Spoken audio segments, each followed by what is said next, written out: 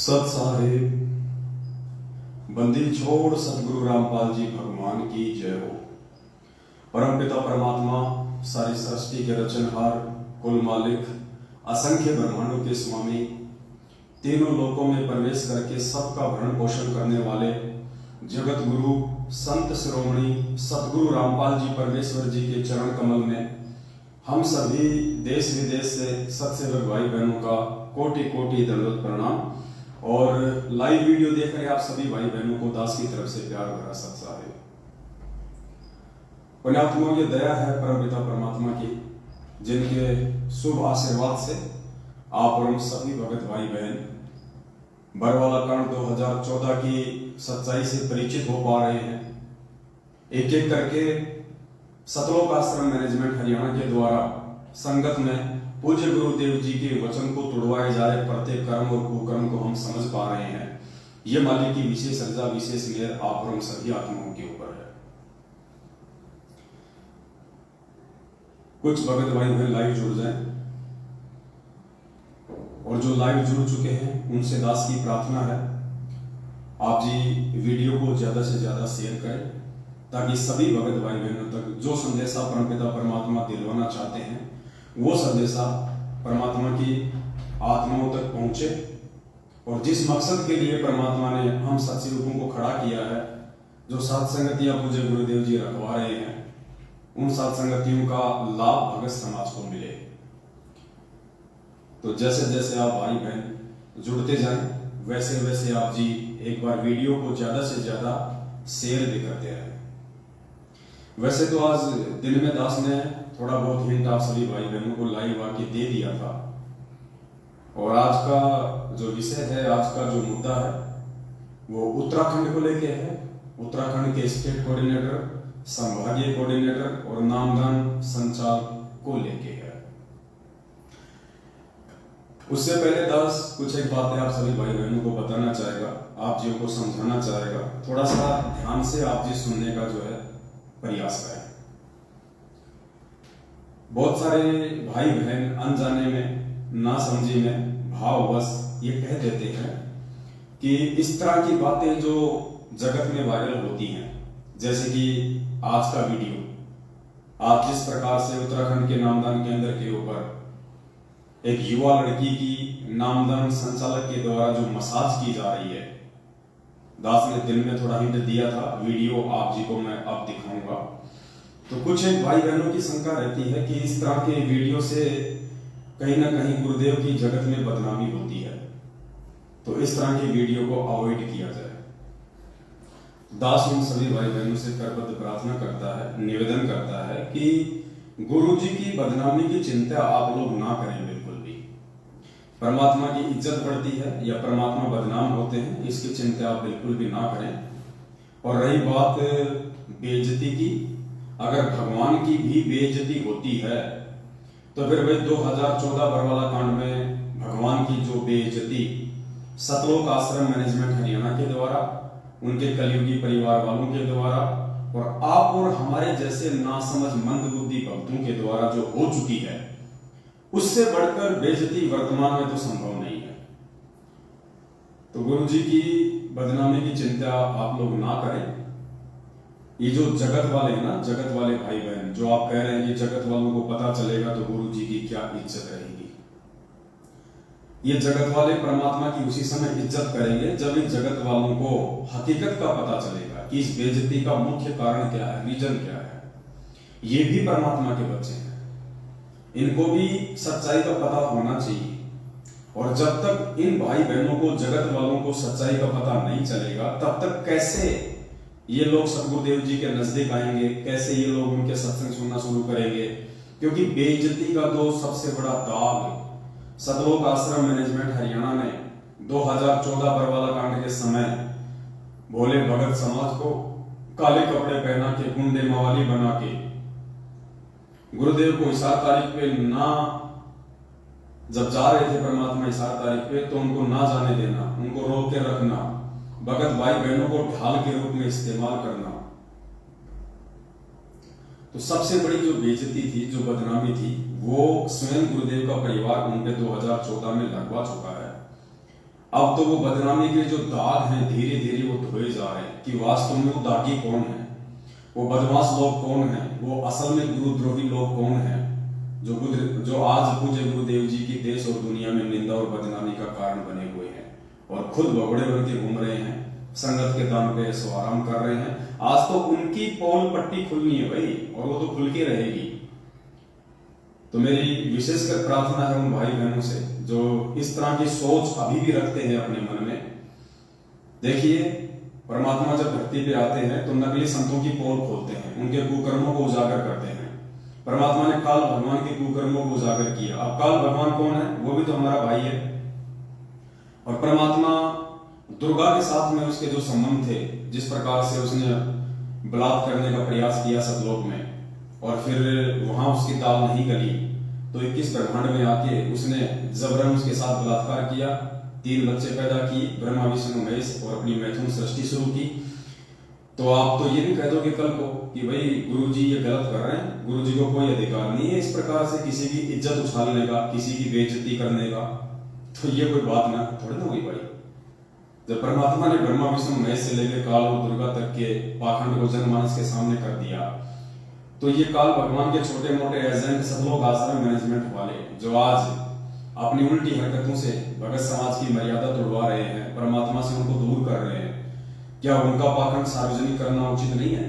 है, उचित है और ये जरूरी है। और एक बात दास आपको और बता देता है,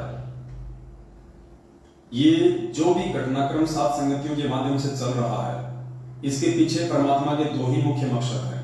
क्योंकि सात संगति, सबसे पहले तो आपको ये जान लेनी चाहिए कि वर्तमान में जो 7 संगतियां शुरू हैं, ये 7 संगतियां कोई मनमुखी रूप से नहीं है। सदगुरु रामपाल जी भगवान के विशेष आशीर्वाद से 7 संगतियां शुरू हैं। और इन 7 संगतियों को शुरू करवाने के पीछे सदगुरुदेव जी के 2 मकसद हैं मुख्य। पहला मकसद है, ये जो पाखंडी लोग हैं, जो गुरुदेव के परिवार वाले, बेटा बेटी, भाई बंधु, रिश्तेदार, जवाई, रिश्तेदार, ये कोऑर्डिनेटर, ये मुख्य समझे जाने वाले सेवादार, सबसे पहले तो परमात्मा ने, ये लोग भक्ति मार्ग में सबसे बड़े बाधक है परमात्मा के लिए। ये डायरेक्ट काल भगवान के एजेंट हैं। तो परमात्मा ने इनके पाखंड को जनमानस के सामने लेके आना था, और इनके पाखंड को भगत समाज के सामने लाए बिना भगत समाज कभी भी सच्चाई से परिचित नहीं हो सकता। क्योंकि काल भगवान के आदेश अनुसार इन सभी लोगों ने मिलकर सबसे पहले गुरुदेव की आड़ में, गुरुदेव के नजदीक रहके, गुरुदेव के पास में रहके, आश्रमों में लंबे समय से सेवादार बन के इन लोगों ने एक विश्वास पैदा किया, और आज वो काल भगवान उसी विश्वास का नाजायज फायदा भगत समाज की मर्यादा तोड़वाने में कर रहा है। तो ये सबसे बड़ा रोड़ा है, सबसे बड़ी बाधा है इस परमात्मा के मार्ग में, सबसे बड़ा ब्रेकर है उनका परिवार और ये मैनेजमेंट है। तो भाई इसका तो पाखंड जनमानस के सामने आना जरूरी है और आके रहेगा, और 90% आ भी चुका है।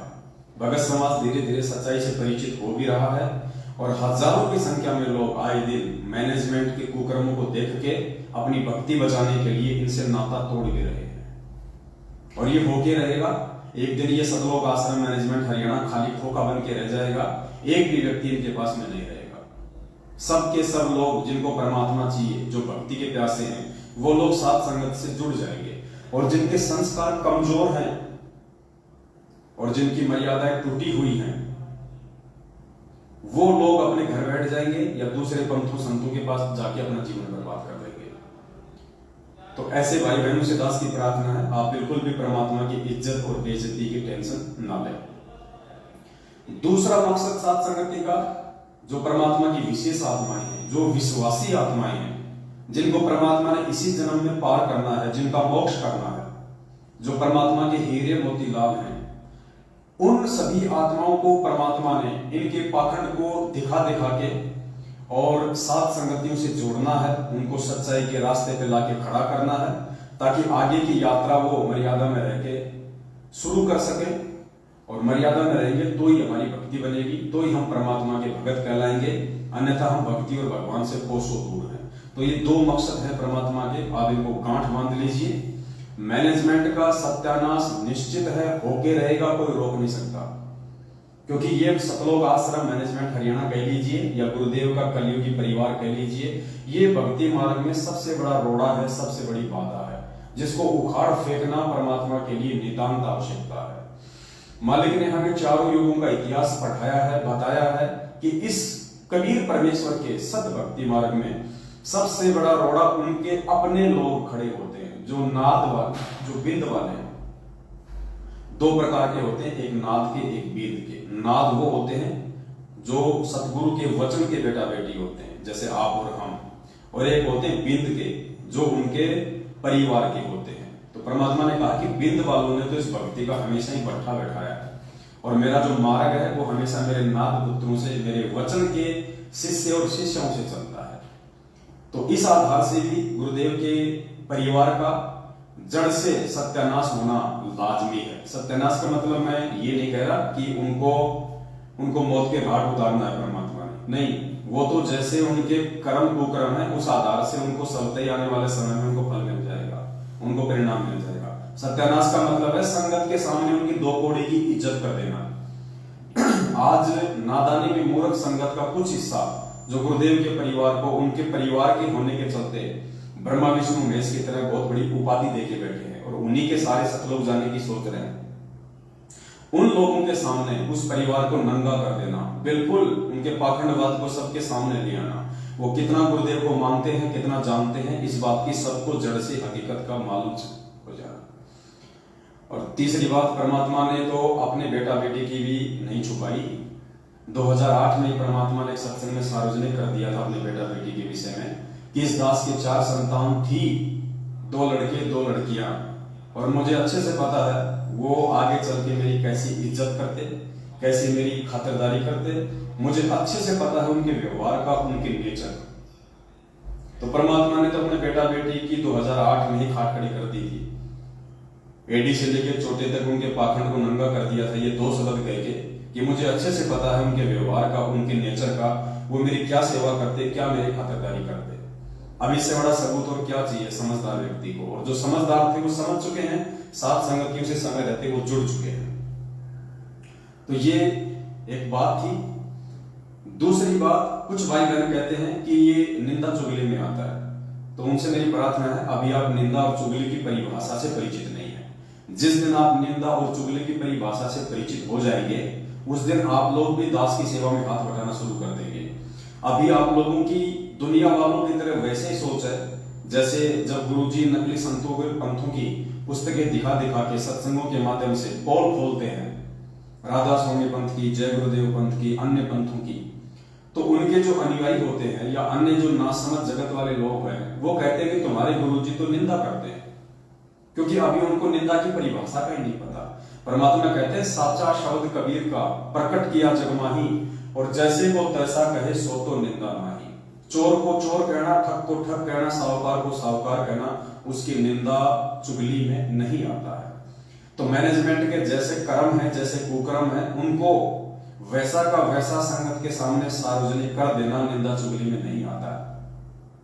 और पुण्यात्माओं, समय बहुत बीत चुका है। दास की प्रार्थना है जो नए भगत भाई बहन हैं, जो अभी भी साथ संगत की वीडियो देख रहे हैं, जो अभी निर्णय नहीं कर पा रहे कि क्या सही और क्या गलत है, उनसे दास की प्रार्थना है, समय ज्यादा नहीं है और समय रहते आप जी सच्चाई से परिचित हो जाओ, नीर खीर का निबेरा कर लो, अपना एक स्टैंड सेट कर लो। 2 नाव की सवारी करोगे, ना घर के रहोगे ना काट के, धोबी की कुत्ते वाली हालत हो जाएगी आने वाले दिनों में। अगर भक्ति करनी है तो आपने सच्चाई का साथ देना पड़ेगा, आपने सच्चाई के रास्ते पे चलना पड़ेगा। झूठ और झूठों का साथ देके कोई भी व्यक्ति आज तक परमात्मा को प्राप्त नहीं कर पाया है। और इस दुनिया में, इस कबीर परमेश्वर के सत भक्ति मार्ग में सबसे बड़ा झूठा, सबसे बड़ा ठग और सबसे बड़े दुष्ट यदि कोई है तो उनका परिवार है, ये सतलोक आश्रम मैनेजमेंट हरियाणा। ये सबसे बड़े बाधक है, सबसे बड़ा रोड़ा है। आज तक इस परमेश्वर को जितना भी जिन जिन लोगों ने भी दुखी किया है उसमें सबसे पहला नंबर गुरुदेव के परिवार का है, इस मैनेजमेंट का है। 2014 के बाद से जितने भी भक्ति विरुद्ध कुकर्म आप भाई बहनों से करवाए गए हैं, इस मैनेजमेंट ने करवाए, गुरुजी के परिवार ने कराए, हमने नहीं करवाए। कुपात्र होने के बावजूद आप लोगों से ज्योति पाठ और दान का पैसा लेके उस पैसे को हरियाणा के जाट आरक्षण में देना, आनंदपाल सिंह की सीबीआई जांच में देना, अन्य सामाजिक धर्मों में देना, गौशाला में देना, जाट समाज को देना और आपके कर्म फुड़वाना, ये काम सतलोक आश्रम मैनेजमेंट हरियाणा ने किया है, गुरुदेव के कलयुगी परिवार ने किया है। तो यथासंभव जितना हो सके इस काल के जाल से बाहर निकलो। अगर भक्ति करनी है तो, अगर बकवाद करनी है तो इनके तलवे चाटते रहो, तुम्हें कोई रोकने वाला नहीं है। फिर आने वाले समय में परमात्मा को दोष मत देना, गुरुदेव को दोष मत देना कि हम तो भक्ति भी कर रहे थे, फिर हमारे साथ में ऐसा क्यों हुआ। तो अब हम आगे का वीडियो शुरू करते हैं और आज हमारा जो विषय है वो उत्तराखंड को लेके है। दिन में दास ने जिक्र कर दिया था, फिर एक बार मोटा मोटी दास आपको बता देता है कि उत्तराखंड की संगत में वर्तमान में बहुत भयंकर भूचाल चला हुआ है। हो सकता है 30% भाई बहनों को नहीं पता हो सच्चाई का, लेकिन 60 से 70% उत्तराखंड की संगत में भूचाल मचा हुआ है और संगत अच्छे से जान रही है, पहचान रही है कि ये जितने भी सेवादार के नाम पे कोऑर्डिनेटर हैं, नामधन संचालक हैं, सारे के सारे ठग हैं। इनका काम केवल संगत को उल्टे सीधे आदेश बता के गुमराह करना है, डरा के रखना है पीले पर्चों की आड़ में और अपनी जेबें भरनी है। अब इनका पाखंड उत्तराखंड की संगत के सामने धीरे धीरे करके आ चुका है। लोग समझ रहे हैं, समझ चुके हैं। ऐसा ये पाखंड दास आप सभी भाई बहनों के सामने सार्वजनिक करने जा रहा है। उत्तराखंड के भाई बहन जो मुझे देख रहे हैं उन सबको अच्छे से पता है कि उत्तराखंड में क्या चल रहा है। उत्तराखंड का स्टेट कोऑर्डिनेटर है अनूप दास। पहले संजय पाल था, 2014 बरवाला कांड के समय संजय पाल था उत्तराखंड का कोऑर्डिनेटर। उसके बाद में अब ये जो वर्तमान का स्टेट कोऑर्डिनेटर है अनूप दास, ये मैनेजमेंट की ज्यादा चापलूसी करने लग गया। तो मैनेजमेंट ने संजय पाल को पहले तो आधे उत्तराखंड का कोऑर्डिनेटर रखा और आधे उत्तराखंड का कोऑर्डिनेटर रखा इसको अनूप दास को। उसके बाद में संजय दास थोड़ा सच्चाई समझने लग गया था, वो इनका इतना सहयोग नहीं कर रहा था, जिसके चलते संजय पाल को उत्तराखंड के स्टेट कोऑर्डिनेटर की पदवी से हटा दिया गया और पूरे उत्तराखंड की जिम्मेदारी, पूरे उत्तराखंड को लूटने की सेवा इस अनूप दास को दे दी गई 2014 बरवाला कांड के बाद। और एक संभागीय कोऑर्डिनेटर है इनका दीप दास, संभागीय कोऑर्डिनेटर दीप दास। इन दोनों के बीच में पिछले 1 महीने से घमासान लड़ाई चल रही है, चाहे वो पद को लेके हो, चाहे वो पैसों को लेके हो। ज्यादातर उत्तराखंड की संगत को इस बात का पता है। इन दोनों के बीच में भयंकर लड़ाई झगड़ा चल रहा है। दोनों की आपस में माँ बहन होती है, माँ बहन की गालियों से ये बातें करते हैं, एक दूसरे की निंदा चुगली करते हैं और 20 लाख का गबन का आरोप उत्तराखंड के स्टेट कोऑर्डिनेटर अनूप दास ने दीप दास जो कि संभागीय कोऑर्डिनेटर है उसके ऊपर लगा रखा है और दोनों बराबर की टक्कर के हैं। दीप दास भी पद छोड़ने को तैयार नहीं है, अनूप दास तो छोड़ने को तैयार हो गए कहां से, क्योंकि वो तो 7 साल से मोटी मोटी मलाई खा रहा है, तो उसको तो हराम की खाने की आदत लग चुकी है, वो तो छोड़ ही कैसे देगा। तो दोनों के बीच में पैसों को लेकर भयंकर मारामारी हो रही है। उत्तराखंड का स्टेट कोऑर्डिनेटर नहीं चाहता है कि अनूप दास या दीप दास उत्तराखंड का संभागीय कोऑर्डिनेटर रहे, इसलिए उसको हटाने की तैयारी चल रही है। और संगत के सामने जैसे ये सारी बातें आई तो संगत ने भी ये अपना मूड बना लिया कि इन दोनों को हटाया जाए। लेकिन बात वही है, अगर और किसी को चूज करोगे और किसी को कोऑर्डिनेटर बनाओगे तो वो भी यही काम करेगा जो ये कर रहे हैं वर्तमान में, क्योंकि ये नामदान संचालक, ये जो जितने भी नामदान केंद्र हैं ये गुरुदेव के आदेश से है ही नहीं। इसलिए आप जितने भी नामदान केंद्र खोलोगे, जितने भी नामदान केंद्रों पे इन लोगों को बैठाओगे, ये सब के सब लोग संगत को ही ठगेंगे और इनका दूसरा कोई काम नहीं है काल प्रेरणा से। ये आप लोगों को भक्ति मार्ग की बातें नहीं बता सकते, आप लोगों को ज्ञान की बातें नहीं बता सकते, ये केवल आपकी मर्यादा तोड़वा सकते हैं, आपको भक्ति और भगवान से धीरे धीरे करके दूर लेके जा सकते हैं। तो आजकल हो क्या रहा है कि अनूप दास का एक रिश्तेदार है जोगा दास। अनूप दास जो स्टेट कोऑर्डिनेटर है उत्तराखंड का, उसका रिश्तेदार है जोगा दास, जो लोहा घाट या बाला घाट में भूल जाता हूं बार बार, वहां का नामदान संचालक है जोगा दास, अनूप दास का रिश्तेदार। अब दीप दास और अनूप दास के बीच में लड़ाई चल रही है।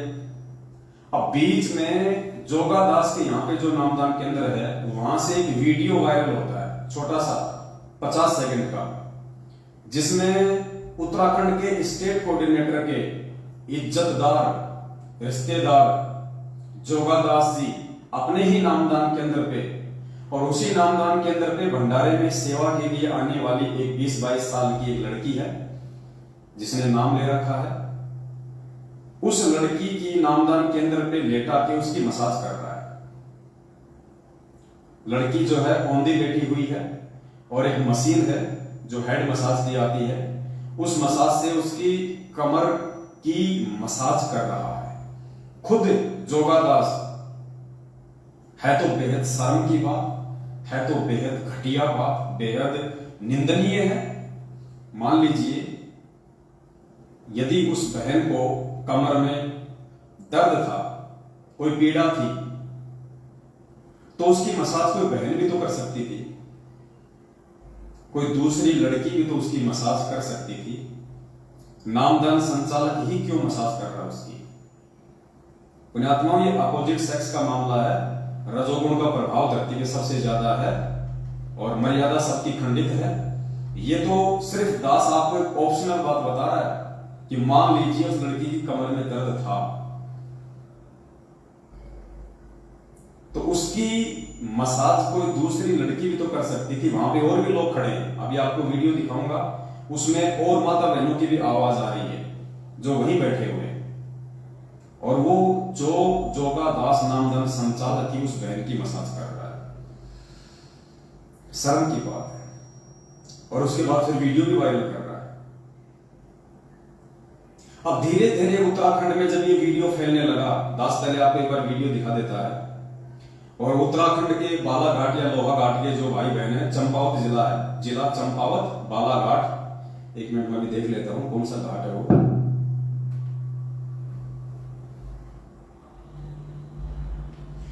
ये नामदान केंद्र या मसाज केंद्र जोगादास नामदान संचालक लोहाघाट है, लोहाघाट नामदान केंद्र है ये, जिला चंपावत उत्तराखंड। ये जोगादास जी हैं जो कि वहां के नामदान संचालक हैं और उत्तराखंड के स्टेट कोऑर्डिनेटर अनूप दास की ये रिश्तेदार हैं। ये सामने सतगुरु रामपाल जी भगवान की फोटो है, ये नामदान केंद्र का सीन है। सामने सतगुरु रामपाल जी भगवान का बड़ा सारा पोस्टर लगा हुआ है। इधर ये 20-22 साल की ये लड़की है, युवा लड़की है, जो वहां के नामदान केंद्र पे सेवा करने आती है। भाई साहब के हाथ में ये मशीन है और ये कमर के नीचे के हिस्से की ये इसकी मसाज कर रहा है। और मसाज तो बहुत काफी समय की इसने, हो सकता है 20-25 मिनट तक मसाज की हो, लेकिन वीडियो केवल 50 सेकंड का ही आया है। तो आप एक बार वीडियो देख लीजिएगा।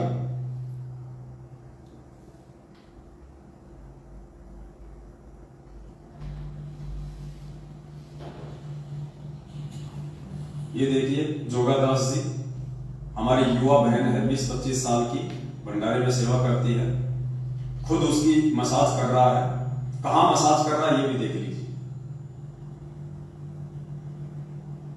लड़की हंस भी रही है, आवाज आ रही है।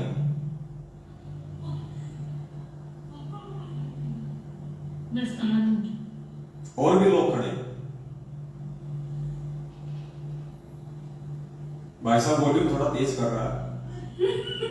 अरे हंसो मत, हंसो मत बहन जी, हंसो मत, कोई नहीं देख रहा, कोई नहीं देख रहा, हंसो मत। तो पुण्यात्माओं, ये वीडियो आप सभी भाई बहनों के सामने, जो उत्तराखंड के लोग हैं वो अच्छे से जानते हैं इनको, अच्छे से पहचानते हैं इनको, इसलिए ये कोई झूठा वीडियो नहीं है, ये कोई फर्जी वीडियो नहीं है। अब ये शर्म की बात है, ये सोचने की बात है। ये लोग इतने काल प्रेरित हो चुके हैं रजोगुण के प्रभाव से, इनको इतनी भी तमीज नहीं है, इनको इतनी भी कॉमन सेंस नहीं है कि एक युवा लड़की जो 20 से 25 साल की उम्र की है, नामदान केंद्र पे सेवा करती है, और मान लीजिए कि किसी कारण से इस लड़की की कमर में दर्द भी हो रहा होगा, चलो हम ये मान लेते हैं, तो भी इस नालायक व्यक्ति को, इस मूर्ख प्राणी को ये शर्म आनी चाहिए थी इस लड़की की खुद मसाज करते हुए। इसके घर में इसकी पत्नी भी है, इसके घर में इसकी बेटी भी होगी, नामदान केंद्र पे और भी माता बहनों की आवाज आ रही है, क्या वो मसाज नहीं कर सकती थी? क्या ये मशीन कोई कंप्यूटर से चलती है क्या, जो केवल जोगा दास को ही मालूम है, इसको यही इसका एक्सपीरियंस होल्डर है? और दूसरी बात, पुण्यात्माओं, अगर ये मसाज केंद्र नहीं है, अगर ये नामदान केंद्र मसाज केंद्र नहीं है, तो जोगा दास के घर में ये मशीन का क्या काम है? ये मशीन तो नाई की दुकान पे होनी चाहिए। इस मशीन से तो नाई लोग मसाज करते हैं। पहली बात तो भगत को कोई मतलब ही नहीं है अपने घर पे मसाज की मशीन रखने का, तो ये मशीन क्यों रखी हुई है? इससे आइडिया लगा सकते हैं आप लोग। ये मसाज के बहाने ये लोग किस क्रिया को जन्म दे रहे हैं? मसाज के बहाने इन नामदान केंद्रों पे क्या चल रहा है? ये नामदान संचालक नहीं है, ये काल भगवान के एजेंट हैं। अब ये युवा लड़की 20-25 साल की उम्र ही क्या होती है, कभी भी बह सकती है, कैसे भी बहल सकती है। आए दिन संगत में ऐसे ही मुकदमे हो रहे हैं। युवा लड़के लड़कियां पुस्तक सेवा करने जाते हैं, आते वक्त दोनों सेटिंग कर देते हैं। बहुत सारे केस है ऐसे। पुस्तक सेवा के बहाने माँ बाप अपने युवा बेटा बेटियों को भेज देते हैं और वो आपस में अपनी सेटिंग कर लेते हैं। बहुत सारे मुकदमे हुए पड़े हैं संगत में, बहुत सारे। तो देखिए आपकी आंखों के सामने क्या हो रहा है यहाँ पे। शर्म की बात है पुण्यात्माओं, शर्म की बात है। ऐसे लोगों की वजह से, ऐसे दुष्ट प्राणियों की वजह से, ऐसे एडी से लेके चोटी तक रजोगुण से ओतप्रोत इन महान पुरुषों की वजह से आज सतगुरु रामपाल जी भगवान बदनाम है। अरे वीडियो बना के वायरल करने की क्या जरूरत थी महापुरुष? इस वीडियो को रोकने के लिए, इस वीडियो को वायरल ना हो, इस वीडियो को रोकने के लिए उत्तराखंड का स्टेट कोऑर्डिनेटर अनूप दास एडी से चोटी तक का जोर लगा रहा था। एडी से चोटी तक का। क्यों? क्योंकि ये उसका रिश्तेदार है। और दीपदास को यदि संभागीय कोऑर्डिनेटर के पद से हटाया जा रहा है तो फिर इसको क्यों रखा जाएगा? इसलिए इस वीडियो को उसने बहुत सारी जगहों से उसने डिलीट भी करवाया, बहुत सारे लोगों पे उसने दबाव भी डाला गुरुजी का आदेश बता के कि इस वीडियो को आगे शेयर ना किया जाए वरना नामखंड हो जाएगा। क्यों? क्योंकि इसके रिश्तेदार की इज्जत पे आन पड़ी है। अगर दीपदास को हटाना है तो फिर रिश्तेदार को भी हटाना पड़ेगा। अब रिश्तेदार को हटा नहीं सकता क्योंकि रिश्तेदार उसको पैसे कमा कमा के दे रहा है, रिश्तेदार भी अच्छे तरीके से मसाज कर रहा है, बढ़िया, उसका भी मन बहल रहा है। इसलिए 1 महीने से उत्तराखंड के स्टेट कोऑर्डिनेटर अनूप दास और संभागीय कोऑर्डिनेटर दीपदास के बीच में 36 का आंकड़ा हो रखा है। अब पुण्यात्माओं, इस सारी गंदगी के बीच में कौन पिस रहा है, कौन मर रहा है, नुकसान किसका है? परमात्मा का और संगत का। सबसे बड़ा नुकसान संगत का। अब आप सोचिए, ऐसे रजोगुण से प्रभावित व्यक्तियों के नामदान केंद्रों पे जाके आप क्या नाम शुद्ध करवाएंगे? आप इनके तो खुद के नामखंड पड़े, इन व्यक्तियों के तो खुद के नामखंड पड़े हैं, तुम्हारे नाम कहां से शुद्ध करवाएंगे? और जो इज्जतदार भाई बहन है, जिनके समाज में इज्जत है, जो अच्छे घरों के भगत भाई बहन हैं, उनसे मेरी हाथ जोड़ के विनती है, पहली बात तो इन फर्जी नामदान केंद्रों पे आप जाइए मत, क्योंकि ये काल भगवान के नामदान केंद्र है, ये सतगुरु रामपाल जी भगवान के नहीं है। और फिर भी यदि आप अपनी छोटी सोच के चलते, हमारी बातों को महत्व ना देने के चलते इन नामदान केंद्रों पे जाना पसंद भी करते हैं, तो भाई मेरी हाथ जोड़ के विनती है, आपकी जो युवा लड़कियां हैं, आपकी युवा बहन है, आपकी युवा पत्नी है या आपकी लड़की है, आप उनको अकेले में किसी भी नामदान केंद्र पे ना भेजिए, क्योंकि हर नामदान केंद्र पे भगत के वेश में एक भेड़िया बैठा है, एक राक्षस बैठा है। कब आपकी बहन बेटी और पत्नी के साथ में कुकर्म हो जाए कोई भरोसा नहीं है, कोई गारंटी नहीं है। कल को ये मत कहना कि हमारे को किसी ने बताया नहीं।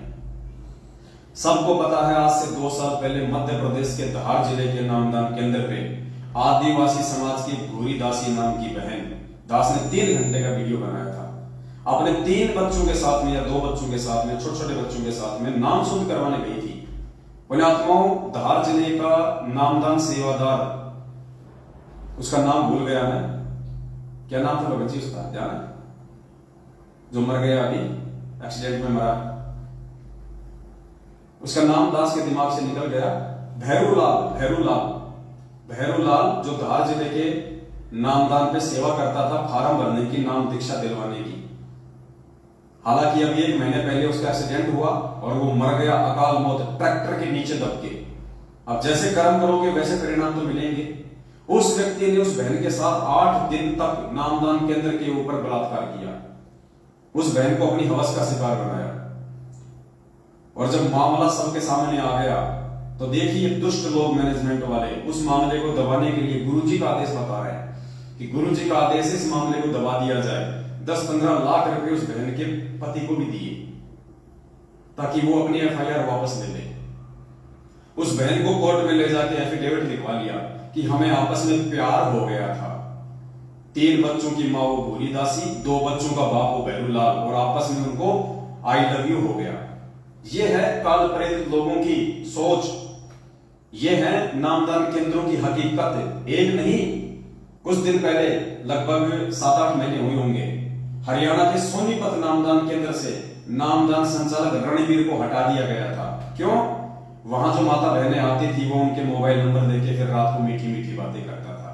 उसकी एक ऐसी ऑडियो किसी बहन के साथ वायरल हो गई, अश्लील बातें करते हुए। बताओ, जिसकी खोपड़ी में सफेद बाल आ रहे हैं, नामदान संचालक है रणवीर दास, सोनीपत नामदान केंद्र का, हरियाणा, और माता बहनों के साथ में अश्लील बातें करता है। और जब वो ऑडियो उसकी वायरल हुई तो उसको कुछ दिनों के लिए हटा दिया गया। 1 महीने बाद उसको वापस सेवा में ले लिया। मामला ठंडा हो गया, संगत मूर्ख है, संगत ने ध्यान नहीं दिया। तो ये एक नहीं पुण्यात्माओं, इनके जितने भी नामदान केंद्र हैं, कुछ एक को छोड़ के 90% जितने भी नामदान केंद्र हैं, ये सब के सब हवस के अड्डे हैं। ये सब के सब हवस के अड्डे हैं। कुछ माता बहनें तो शर्माते हुए बताती नहीं है फिर बातें, कुछ माता बहनें तो शर्माते हुए अपनी इज्जत के डर से इनकी हकीकत बाहर आके नहीं बताती है, और कुछ चीजें परमात्मा की दया से बाहर आ जाती है ताकि संगत को मालूम पड़े कि हकीकत क्या है। तो ये हकीकत आपके सामने है, कोई झूठ नहीं है, कोई पाखंड नहीं है, वीडियो में प्रमाण है। ये जोगादास जी हैं जो व्हाइट कलर की टोपी पहन रखी है, सब जानते हैं उत्तराखंड के लोग इनको, चंपावत जिले के हैं, बालाघाट नामदान केंद्र है, लोहाघाट। वीडियो एक बार फिर से देख लीजिए, अगर आपको समझ में नहीं आया, ढंग से नहीं दिखाया तो वीडियो एक बार फिर से देख लीजिए।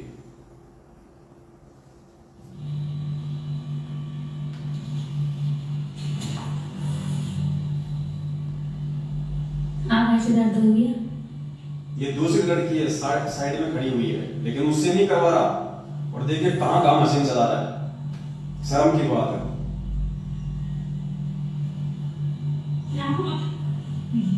गुदगुदी हो रही है, हंस रही है।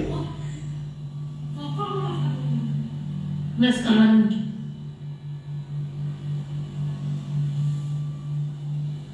अरे वॉल्यूम ज्यादा मत कर, रहने दे भाई, वॉल्यूम ज्यादा मत कर। अरे धीरे धीरे धीरे धीरे, और भी लोग देख रहे हैं, लाखों लोग देख रहे हैं, धीरे हंसो मत। तो ये है पुण्यात्माओं हकीकत इन फर्जी नामदान केंद्रों की।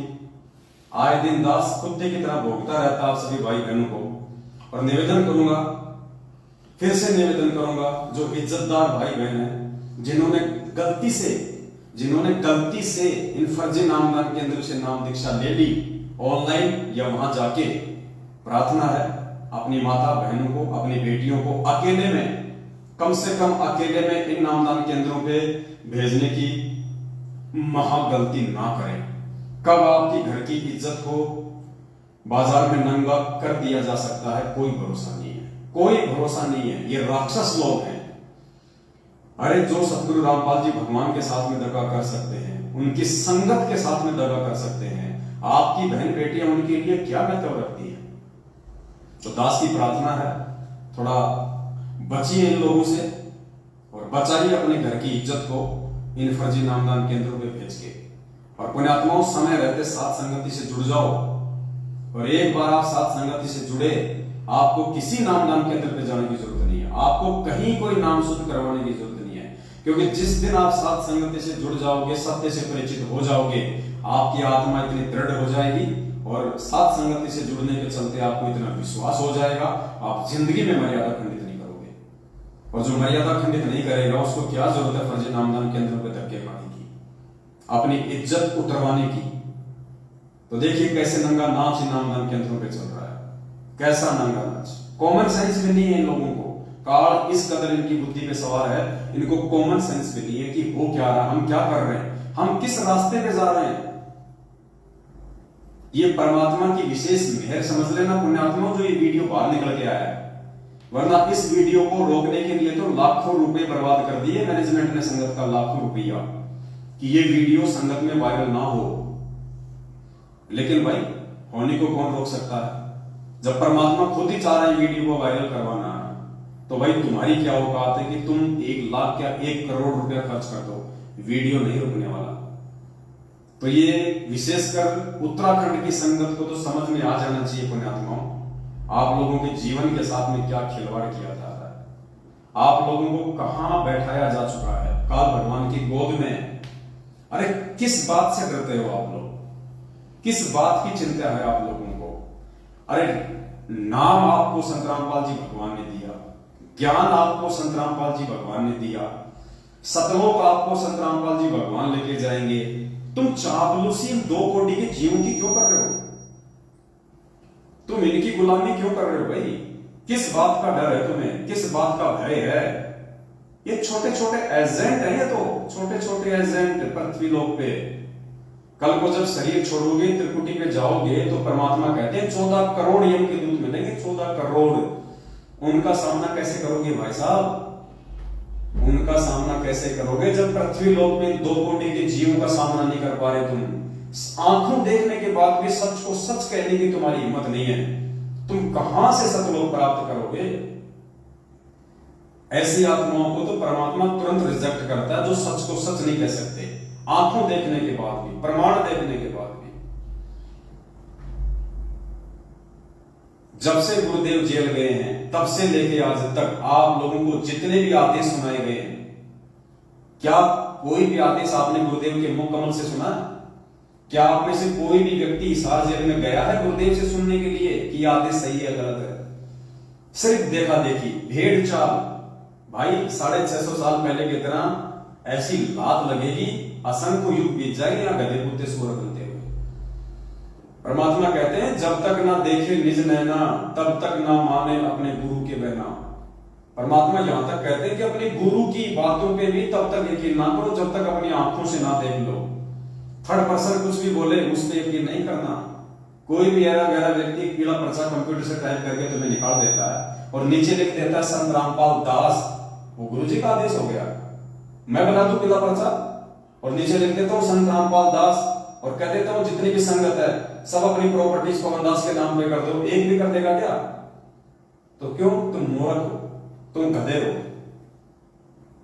तुम्हारी बुद्धि उस स्तर की काम नहीं करती, रह जाओगे, रोगे सिर पे हाथ रख के। बाद में बता रहा हूं तुम्हें, कुछ हाथ नहीं लगेगा। ये परीक्षा चल रही है, परीक्षा मजाक नहीं चल रहा। 2014 के बाद से भगवान हमारी कदम कदम पे परीक्षा ले रहा है, इसको मजाक न समझ लेना। रह जाओगे रोग सिर पे हाथ रख के, कुछ नहीं मिलेगा बाद में। फिर कहते रहना अरे यार पवन दास तो बिल्कुल ठीक कहा करता था, अरे यार हमने ध्यान ही नहीं दिया। अब फिर बाद में भगवान ध्यान नहीं देगा। आज अगर तुम ध्यान नहीं दे रहे ना तो कल को परमात्मा ध्यान नहीं देगा। सिर पे हाथ रख कर रोगे, धरती पे ठिकाना नहीं होगा। ये भगवान किसी का सगा नहीं है। तो उत्तराखंड के भाई बहनों से मेरी हाथ जोड़ के विनती है, मेरी प्रार्थना है, पुण्यात्मा इस काल के जाल से बाहर निकलो। अरे मेरा क्या सवाल था भाई, तुम लोगों ने मुझे ज्योति का पैसा दिया क्या, पाठ का पैसा दिया क्या, दान का पैसा दिया क्या? किस बात से नफरत भैया, किस बात से मुंह छुपा के बैठे हो? मैं तुम्हारा जेठ हूं क्या? मेरे से शर्म आती है क्या तुम्हारे को? है जो पवन दास का मुंह देख लोगे तो नाम खंड हो जाएगा। मैं तुम्हारा जेठ लगता हूं? तुम तो काल भगवान से इतने नहीं डरते जितना उस पवन दास से डरते हो। तो भक्ति क्या खाक करोगे जब तुम मेरे से पृथ्वी लोक पे इतना डर रहे हो? तो ऊपर जाओगे और काल भगवान मिलेगा और उसके एजेंट मिलेंगे, तब तो तुम्हारा सब कुछ एक हो जाएगा। तुम कहां टिक पाओगे उनके सामने जब पवन दास के वीडियो देखने की तुम हिम्मत नहीं कर सकते, पवन दास से बात करने की तुम हिम्मत नहीं कर सकते, तुम्हें इतना भय है अरे ऊपर जाओगे किस ब्रह्मांड के स्वामी से तो तुम नजर भी नहीं मिला पाओगे, तुम्हारी पतलून गीली हो जाएगी उसको देखते ही। ये रिहर्सल चल रही है, परमात्मा रिहर्सल करवा रही है सत्य असत्य की, धर्म और अधर्म की लड़ाई है। रहोगे बात में सिर पे हाथ धर के, कुछ नहीं मिलेगा। तो उत्तराखंड वाले भाई बहनों से मेरी प्रार्थना है थोड़ा समझे इन चीजों को। और दूसरा ये देखिए, दास आपको पिछली बार ये दिखाना चाहता था लेकिन आपको दिखा नहीं पाया,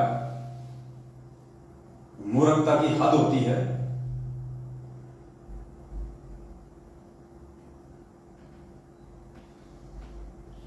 ये देखिए, ये एक आरटीआई है जो 27 मई 2022 यानी पिछले महीने की 27 तारीख को ये आरटीआई मध्य प्रदेश के भक्तों ने लगाई हिसार जेल में, ये जानने के लिए कि हिसार जेल के नाम से सतलोक आश्रम मैनेजमेंट हरियाणा जो पीले पर्चे भेजता है, फर्जी लेटर बना के भेजता है, नकली ऑडियो भेजता है, पुस्तकें छाप छाप के भेजता है कि गुरुजी ने जेल से लेके भेजी है, ये सब सही है या गलत है, इनमें कितनी सच्चाई है, इस बात को जनमानस के सामने लाने के लिए कोई लॉर्ड बुद्धा फाउंडेशन नाम करके कोई एक संस्था है। हालांकि वो लोग ज्ञान आधार से नहीं चल रहे हैं, गुरुजी को परमात्मा नहीं मानते हैं, मान बढ़ाई वश उन्होंने, पहले वो दास के साथ में थे, उसके बाद में मान बढ़ाई वश वो लोग दूर हो गए। उन्होंने सोचा कि हम भी संगत को ऐसे जोड़ देंगे जैसे पवन दास ने जोड़ दिया। पवन दास ने संगत को नहीं जोड़ा, परमात्मा ने जोड़ा है। तो पवन दास बनने की चाहत में इन्होंने मेरे से अलग होके एक नया पाखंड शुरू किया कि हम गुरुजी की जमानत करवाएंगे। जमानतनामा फॉर्म भरवाए मूर्खों से, 500 रुपए ले लिए कई मूर्खों से, और वही हालत है आज वही के वही है वो। तो उन्होंने एक आरटीआई लगाई अभी पिछले महीने, तो उस आरटीआई में क्या जवाब आया है? राज्य जन सूचना अधिकारी कम जेल अधीक्षक केंद्रीय हिसार जेल नंबर 2 सेवा में श्री BL सूर्यवंशी अध्यक्ष लाल बुद्धा फाउंडेशन 197/1 सूरजपोल रणजीत पैलेस सूरजपोल रतलाम मध्य प्रदेश। ये क्रमांक नंबर है आरटीआई के, ITR है या RTI क्या मुझे तो पता भी नहीं इनका। ये क्रमांक नंबर है 3165 दिनांक 27/5/2022। विषय सूचना के अधिकार अधिनियम 2005 की धारा 6/1 के तहत आवेदन एवं धारा 7/1 के तहत जानकारी दस्तावेज प्रदान करने बाबत। अब ये इन्होंने क्या सूचना मांगी थी, ये नीचे लिखा हुआ है मांगी गई सूचना। तो इन्होंने क्या सूचना मांगी थी हिसार जेल से? संत रामपाल दास जी केंद्रीय जेल नंबर 2 हिसार में वर्ष 2015 से बंद है के द्वारा वर्ष 2015 से अप्रैल 2022 तक की अवधि में संत रामपाल दास जी द्वारा जेल में रहते हुए जेल से बाहर पुस्तकें, पैम्पलेट, संदेश, ऑडियो, वीडियो जारी हुए हैं की प्रमाणित प्रतियां। तो इन्होंने ये आरटीआई लगाई कि 2015 से लेके आज 2022 तक संत रामपाल जी जो कि जेल में बंद हैं, उनके द्वारा बाहर यदि कोई ऑडियो, वीडियो, संदेश, पुस्तक, लेटर कुछ भी आया हो तो उसकी जानकारी दीजिए। तो जेल की तरफ से सूचना दी गई है, प्रदान की गई सूचना, कोई पुस्तकें, पैम्पलेट, संदेश, ऑडियो व वीडियो इत्यादि इस कार्यालय द्वारा प्रेषित नहीं किया गया है, इसलिए सूचना शून्य है। हिसार जेल से जवाब आया कि कोई भी ऑडियो, वीडियो, लेटर, पैम्पलेट, संदेश आज तक संत रामपाल जी के द्वारा हिसार जेल से बाहर नहीं भेजी गई है। पुण्यात्माओं, आरटीआई है, सरकारी दस्तावेज है, कोई हाथ से बनाया हुआ नहीं है। इस पे भी कोई मूर्ख यकीन ना करे तो भाई उसकी बुद्धि में पत्थर पड़े। फिर ये सारा का सारा षड्यंत्र ये मैनेजमेंट वाले अपने स्तर पे संगत को ठगने के लिए। देखो पुण्यात्माओं, दास पहले भी कई बार स्पष्ट कर चुका है, दास आज भी आप लोगों को बोल रहा है, सतलोक आश्रम मैनेजमेंट हरियाणा गुरुजी का परिवार, इन्होंने फाइनल मान लिया है कि संत रामपाल जी जेल से बाहर कतई नहीं आने वाले। क्योंकि जो व्यक्ति अपने गुरु को मानुष मानेगा, अपने जैसा मानेगा, एक इंसान मानेगा, वो उसी आधार से सोचेगा। तो इन्होंने देखा कि संत रामपाल जी के ऊपर डबल आजीवन उम्र कैद की सजा हो चुकी है, यानी मरते दम तक उनको जेल में रहना है। तो एक आम व्यक्ति मानने के चलते इनको फाइनल हो गया कि संत रामपाल जी अब जेल से बाहर नहीं आने वाले। अब संगत को हाथ से मत जाने दो, संगत का फायदा उठाओ। तो इन्होंने गुरु जी के आदेशों की आड़ में ये पैम्पलेट, पुस्तक, संदेश, ऑडियो, ये एक इन्होंने ड्रामा रचा कि संगत मूर्ख है, संगत घोड़ी है, हम गुरु जी के परिवार वाले हैं, हम कोऑर्डिनेटर हैं, हम स्टेट कोऑर्डिनेटर हैं, संगत मूर्ख है, हमारे ऊपर विश्वास करेगी कि ये तो गुरु जी का भाई है, ये तो गुरु जी की बेटी है, ये तो गुरु जी का जवाई है, ये तो स्टेट कोऑर्डिनेटर है, आश्रम में गुरु जी के साथ में सेवा करता था, हमने इसको बहुत देखा आश्रम में। तो संगत हमारे ऊपर विश्वास करेगी और हम गुरु जी के आदेशों की आड़ में संगत को जम के लूटेंगे। और ये लूट पिछले 8 वर्षों से अनवरत जारी है।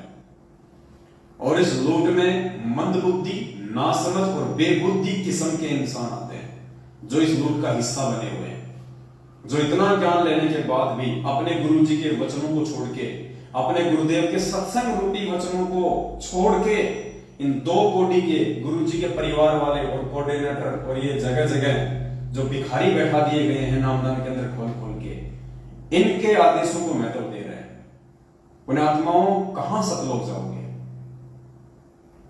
ये रिहर्सल हो रही है, परमात्मा हमसे अभ्यास करवा रहा है कि जब तुम यही ठगे जा रहे हो तो ऊपर तुम कैसे साहूकार बनोगे?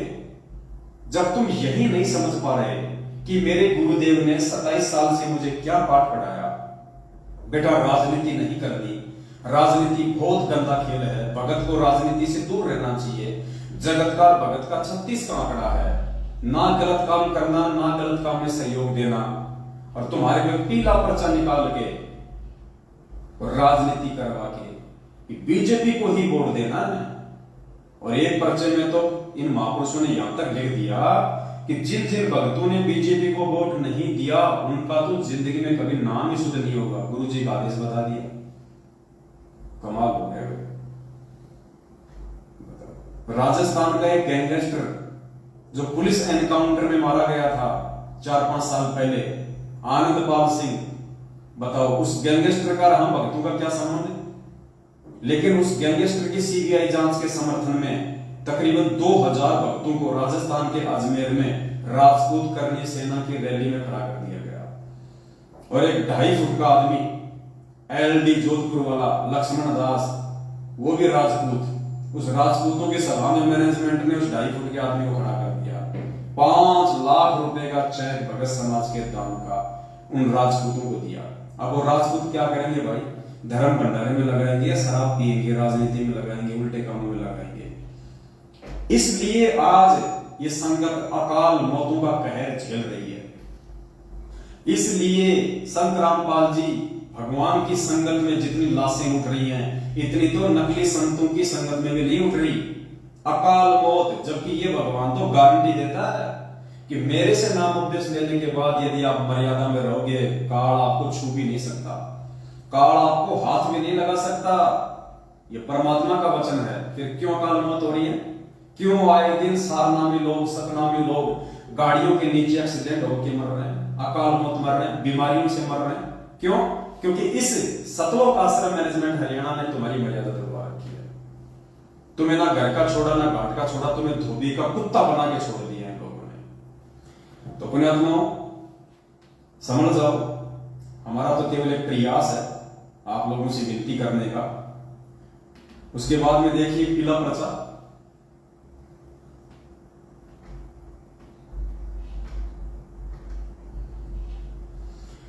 ये देखिए दिनांक 25/6/2022, अभी 3 दिन पहले ये पीला पर्चा आया। 3 दिन पहले का ये पीला पर्चा है। और ये पीला पर्चा किस विषय में है, थोड़ा सा दास आपको वर्बली बता देता है। आपको पता है आज से 5-6 दिन पहले सतगुरुदेव जी की जो कलियुग की बेटी है मंजू, उसका जो पति है संजय खानपुर वाला, जो सतलोक आश्रम बरवाला में गुरु जी का बॉडीगार्ड था, गनमैन था, गुरु जी की बॉडी की रक्षा करता था, आर्मी से रिटायर। 2014 बरवाला कांड के बाद में भगोड़ा 7.5 साल से 3 दिन पहले वो पकड़ा गया, रिमांड पे चढ़ा दिया गया, 2 दिन के रिमांड पे। मैनेजमेंट ने शक किया एक भगत के ऊपर जो हरियाणा पुलिस में है, सब इंस्पेक्टर है, नाम है सुभाष दास। पहले हिसार में टूटी थी, उसके बाद में रोहतक में टूटी हो गई। मैनेजमेंट ने एक पीला पर्चा निकाला जो मैंने आपको दिखाया था कि हमें शक है। गुरुजी की तरफ से वो पीला पर्चा लिख के बताया कि गुरुजी ने लिखा है कि मुझे शक है कि सुभाष ने ही संजय खानपुर वाले को पकड़वाया है, और इस सुभाष को सभी नामदान केंद्रों से नो एंट्री कर दो, संगत से इसकी नो एंट्री कर दो। इसने तो सांप का काम किया, सांप का, आस्तीन के सांप का काम किया है। वो पीला पर्चा मैंने आपको पढ़ाया। 2 दिन बाद एक दूसरा पीला पर्चा आ गया, ये 2 दिन बाद। सत साहेब सर्व संगत को दास का शुभ आशीर्वाद, परमेश्वर कबीर जी में आपकी आस्था और दृढ़ हो। जैसा कि भगत सुभाष सनोप श्री महेंद्र सिंह गांव सुंगाना जिला रोहतक के प्रति संदेह हुआ था कि उसने भगत संजय दास खानपुर को एसटीएफ पुलिस को सीआईडी देकर पकड़वाया है। ये लो जी, उस लेटर में तो क्या लिखा था हिसार जेल से इन लोगों के अनुसार गुरुजी ने कि हमें शक है कि सुभाष ने संजय को पकड़वाया है एसटीएफ टीम रोहतक के द्वारा, सूचना देके, मुखबिर बनके, और सभी नामदान केंद्रों से इसकी नो एंट्री कर दो। और अब क्या आ गया, कहते उसके प्रति हमें संदेह हुआ था, अब कह रहे हैं कि हमारा जो शक था वो बेकार था। मतलब गुरुजी को इन्होंने 2 कोटी का एक सामान्य सा प्राणी साबित कर दिया। पहले वाले पीले पर्चे में तो लिख के बता दिया कि गुरुजी कह रहे हैं कि मुझे शक है कि इसी ने संजय को पकड़वाया है। इसके स्टाफ के लोग कह रहे हैं कि संजय ने पकड़वाया, इसको संजय को सुभाष ने ही पकड़वाया है, कंफर्म है। और अब इस लेटर में गुरुजी माफी मांग रहे हैं, इस लेटर में गुरुजी अपनी गलती स्वीकार कर रहे हैं कि हमारा जो शक था वो गलत हो गया, सुभाष ने नहीं पकड़वाया, सुभाष को सभी नामदान केंद्रों पे वापस एंट्री कर दो। शर्म आती है, शर्म। पिछले लेटर में तो लिख के बता दिया कि गुरुजी को शक हो गया, कंफर्म है, और इस लेटर में गुरुजी माफी मांग रहे हैं कि हमारा जो शक था वो गलत निकल गया। पुण्यात्माओं, विचार करो, ये लेटर कौन लिख रहा है? ये लेटर सतगुरु रामपाल जी भगवान नहीं लिख रहे। सतगुरु रामपाल जी भगवान के जो दुश्मन हैं इस आध्यात्मिक मार्ग में, काल भगवान के द्वारा छोड़े गए एजेंट, सबसे बड़ा एजेंट उनका खुद का भाई महेंद्र भगोड़ा वांटेड है अभी तक। उनका परिवार, बेटा बेटी, भाई बंधु रिश्तेदार, ये सबसे बड़े एजेंट हैं, सबसे बड़े एजेंट है ये इस परमात्मा के, सबसे बड़े दुश्मन हैं इस परमात्मा की संगत को बर्बाद करने वाले। ये सारा का सारा गोरख धंधा चंद पैसों के लिए, माया के लिए इन लोगों ने शुरू किया हुआ है। ये इनका बिजनेस है, ये पीला पर्चा परमात्मा का आदेश नहीं है।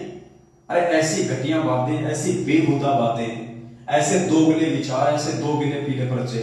2 दिन पहले क्या लिखा रहा है, 2 दिन पहले कह रहे हैं कि बिल्कुल कंफर्म है, उसी ने पकड़ाया, उसी के स्टाफ के लोग कह रहे हैं, और अब कह रहे हैं मुझसे गलती हो गई, हमारा जो शक था, जो संदेह था वो गलत हो गया, माफी मांग रहे हैं। पुण्यात्माओं, ये परमात्मा को नीचा गिराने की काल भगवान की सूक्ष्म चाल है।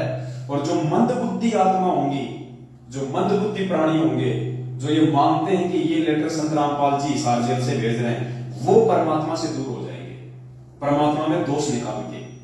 और जो समझदार होगा, जो बुद्धिमान होगा, वो एक एक शब्द को पकड़ लेगा कि ये शब्द किसी काल एजेंट के हैं या हमारे पूज्य गुरुदेव भगवान के हैं।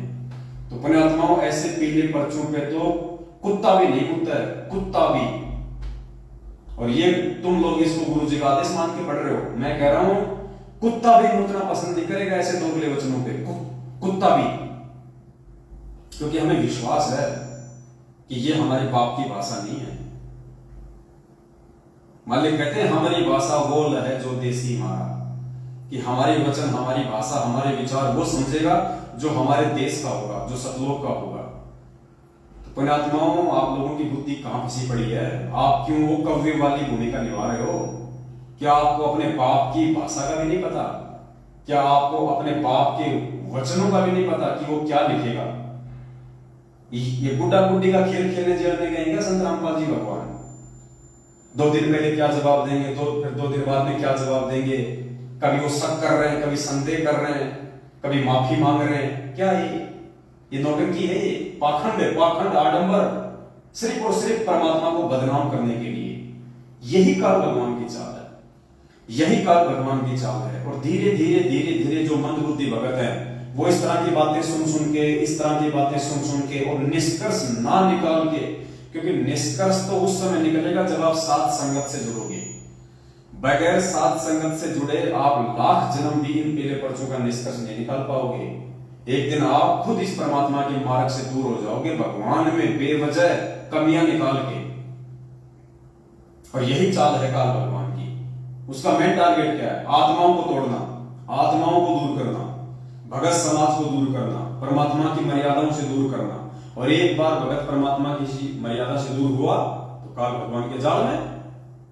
मालिक कहते हैं जब तक हंसा हमारी आना, काल लगे ना तेरा बाना। तो मर्यादा में तो किसी को छोड़ा ही नहीं मैनेजमेंट ने, सबकी मर्यादा तोड़वा दी। तो सबके ऊपर काल भगवान बैठा है। किसी की बुद्धि में ये बातें नहीं आ रही कि इनमें क्या लिखा हुआ, ये क्या है, हकीकत क्या है, हम क्या पढ़ रहे हैं रोजाना, हमें क्या पढ़ना चाहिए था। कोई परमात्मा का कोई सही संदेश आज तक भेजा इन लोगों ने? कोई ज्ञान की बातें इन पीले पर्चों में आई आज तक? कोई ऐसी बातें जो भक्ति के प्रति हमारा मतलब हमारे मन में जो है वो दृढ़ता पैदा हो, हमारे मन में विश्वास पैदा हो? क्या आज तक ऐसी कोई बात इन पीले पर्चों में आई? इसलिए दास कहता है कि इन पीले पर्चों में जो तुम लोग इनको समझते हो कि गुरु जी के आदेश हैं, मंद बुद्धि लोग, सात संगत के अलावा जितने भी लोग हैं जो इनको फॉलो करते हैं, इन आदेशों को, इन बातों को मानते हैं, मैं कहता हूं इनमें कुत्ते भी मूतना पसंद नहीं करें ज्ञान आधार से, इनमें कुत्ते भी पेशाब करना पसंद नहीं करें ज्ञान आधार से। और तुम इनको माथे के लगा के आदेशों को फॉलो कर रहे हो। सोचो तुम अध्यात्म और मोक्ष मार्ग की लाइन में कहां खड़े हो, तुम्हारा स्थान कौन से नंबर पे है? जैसा कि भगत सुभाष सनोप श्री महेंद्र सिंह गांव सुनाना जिला रोहतक के प्रति संदेह हुआ था कि उसने भगत संजय दास खानपुर को एसटीएफ पुलिस को सीआईडी देकर पकड़वाया है। उसने अपना स्पष्टीकरण दिया है तथा अन्य जांच से पता चला है कि भगत सुभाष दास निर्दोष है। पिछले लेटर में तो जांच से यह पता चला था कि उसी ने पकड़वाया है, और इस लेटर में अन्य जांच से यह पता चल गया कि वो निर्दोष है। मतलब गुरुजी तो फिर 2 कोटि के जीव साबित हो गए। फिर हम क्यों संख्या आरती करते हैं? और लास्ट में क्या कहते हैं? अंतर्यामी एक तुम आत्म के आधार, जो तुम छोड़ो हाथ तो मोए कौन उतारे पार। एक तरफ तो हम गुरुजी को अंतर्यामी कह रहे हैं और दूसरी तरफ यहां क्या, अंतर्यामी को यहां पे 2 कोटि का जीव साबित किया जा रहा है। 2 दिन पहले तो उन्होंने पक्का बता दिया कि सुभाष ने पकड़वाया है, जांच से पता चला है, उसी के साथियों ने बताया। और आज क्या कह रहे हैं कि जांच से पता चला है कि सुभाष तो निर्दोष है। पुण्यात्माओं, शर्म करो, शर्म। गधे कुत्ता बनने के लिए भी जगह नहीं बचेगी, गधा कुत्ता बनने के लिए भी जगह नहीं बचेगी अगर यूं ही मूर्खता में चलते रहे तो। ये परमात्मा एक बार हाथ से निकल गया ना, फिर कुम्हार के नीचे आओगे, कुम्हार के, फिर क्या हाल होगा। आज मानव शरीर में सुखी नहीं है, कल को जानवर योनि में कहां से सुखी होगी। ये मजाक नहीं चल रहा, ये धरती पे बहुत बड़ा युद्ध चल रहा है, धर्म युद्ध, काल भगवान और इस पूर्ण परमात्मा सतगुरु रामपाल जी भगवान के बीच में। काल भगवान ने अपने एजेंट के रूप में इस मैनेजमेंट को धरती पे उतार रखा है, और सतगुरु ने अपने सेवकों के रूप में सत्सेवकों को उतार रखा है। ये निर्णय कर लेना आप लोग वीडियो देखने वाले, रोगे पछताओगे, धरती पे ठिकाना नहीं मिलेगा। उसकी नो एंट्री समाप्त की जाती है। भगत किसी भी आश्रम, नामदान केंद्रों व सत्संगों में जा सकता है, संदेह के कारण भगत सुभाष दास जी को जो कष्ट हुआ है तो दास समय याचना करता है। ऐसा ही वो सुभाष दास होगा जो इस पर्चे को मांग लेगा। अगर सुभाष दास ने इस पर्चे को मांग लिया तो नालायक, तेरा गुरु तेरे से माफी मांग रहा है, तेरा गुरु तेरे से माफी मांग रहा है, तेरे को तो जीने का भी हक नहीं दुनिया में। वो सुभाष दास सब इंस्पेक्टर अगर ये वीडियो देख रहा हो तो ध्यान से पढ़ ले इस लाइन को। तेरा गुरु तेरे से माफी मांग रहा हाथ जोड़ के। अगर तुझे लगता है कि ये पीला पर्चा तेरे गुरु जी का है तो तुझे तो धरती पे जीने का अधिकार भी नहीं है। लेकिन किसकी बुद्धि में आएंगी ये बातें? दास का उद्देश्य आपको पटरी पर रखना है, पाप से बचाना, सतलोक पहुंचाना। अब इस लेटर में क्या लिखा जा रहा है गुरु जी की तरफ से कि दास का मकसद आपको पटरी पे रखना है, दास का मकसद आपको भक्ति करवाना है। और अगर इस पीले पर्चे के आने से पहले और पीले जो पिछला जो पीला पर्चा था उस आधार से अगर वो डिप्रेशन में आ जाता और वो आत्महत्या कर लेता कि मेरा तो जीवन का कोई मकसद ही नहीं रहा, मैं तो सब कुछ छोड़ छाड़ के परमात्मा की भक्ति में लगा हुआ था, परमात्मा ने मुझे रिजेक्ट कर दिया, मेरी नो एंट्री कर दी। अगर वो सुभाष दास 2 दिन पहले डिप्रेशन में आ जाता और आत्महत्या कर लेता, सुसाइड कर लेता, तो क्या खाक उसको पटरी पे रखना है? इस लेटर में लिखा जा रहा है कि दास का उद्देश्य आपको पटरी पर रखना है, पाप से बचाना है। अगर 2 दिन पहले वो मर जाता डिप्रेशन में आके पिछले पीले पर्चे के माध्यम से, तो क्या खाक ये लाइन यहां पे लिखी गई है? पुण्यात्मा, ये है मूर्खता। आपके गुरु को आप ही के द्वारा 2 कोड़ी का साबित करवाया जा रहा है। और सबसे बड़े दोषी, मैनेजमेंट से भी बढ़ के दोषी अगर कोई होगा परमात्मा का तो ये मूर्ख संगत होगी। मूर्ख संगत जो अपने आत्म कल्याण के लिए भी जागरूक नहीं है, सबसे बड़े दोषी आप लोग होंगे। उनका तो काम है तुम लोगों को जय पिलाना, लेकिन तुम लोग क्या अंधे हो क्या? क्या तुम इतना भी डिफरेंट नहीं कर सकते कि सामने जहर है या फिर ये पानी है? सबसे बड़ी कमी संगत की रहेगी। और जैसे पीला पर्चा आया उसके बाद में एक भगत भाई ने, जो महेंद्र भगोड़े का सुपुत्र अमित गालीबाज, अमित महेंद्र का लड़का, गुरु जी का भतीजा, उससे बात की कि भगत जी बड़ी दुख की बात है कि अपने ही भगत लोग ये गद्दारी कर रहे हैं, अपने ही भगत गद्दारी कर रहे हैं। बताओ, संजय खानपुर को अपने ही भगतों ने सीआईडी करके पकड़वा दिया। वो बेचारा सही कह रहा था क्योंकि मैनेजमेंट ने पीला पर्चा निकाला था कि सुभाष ने गद्दारी करी है, उसने पुलिस को इंफॉर्मेशन दे के पकड़वाया है। तो उसी आधार से भगत ने महेंद्र के लड़के अमित को फोन कर दिया कि भगत जी तो बड़ी दुख की बात है, देखो कैसे अपने ही भगत भाई जो है गद्दारी कर रहे हैं। तो महेंद्र के सुपुत्र का क्या जवाब है पता है? तने के लेना देना, तेरे पिछवाड़े पे लात मारूंगा, तेरे पिछवाड़े पे, पिछवाड़ा ये होता है इधर, ये तेरे पिछवाड़े पे लात मारूंगा। ये किसके वचन है? अरे वो तो बेचारा पूछ रहा है, उसका अधिकार है, क्योंकि तुमने पूछने के लिए ऑप्शन दिया है, पीला पर्चा निकाला है, तो पूछेगा नहीं क्या? और पूछ रहा है तो कह रहा तेरे पिछवाड़े पे लात मारूंगा। सुनिए उसकी ऑडियो, महेंद्र के सुपुत्र की। हेलो दादी, हेलो दादी,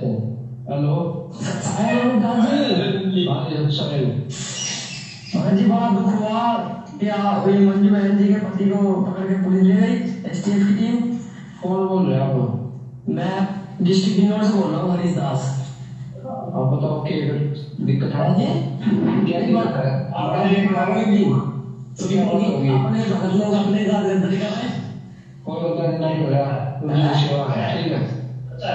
अरे आप जो गुरुजी की सेवा है, गुरुजी कहीं रखे हैं। अरे गुरुजी ने यही सिखाया है क्या कि कानून का दुरुपयोग करो? आप भी तो जो है देशद्रोह केस में अंदर गए थे और आप सारे डॉक्यूमेंट पैक करवा दिया आपने, आप भाग गए। तेरे पे छोड़ा भला तुम्हारा, समझा? पर यही खुशी की आवाज तुझे, डॉक्यूमेंट पैक करवा दिया आपने, आप भाग। क्या कह रहा है? तेरे पिछवाड़े पे लात मारूंगा, ध्यान से सुनना।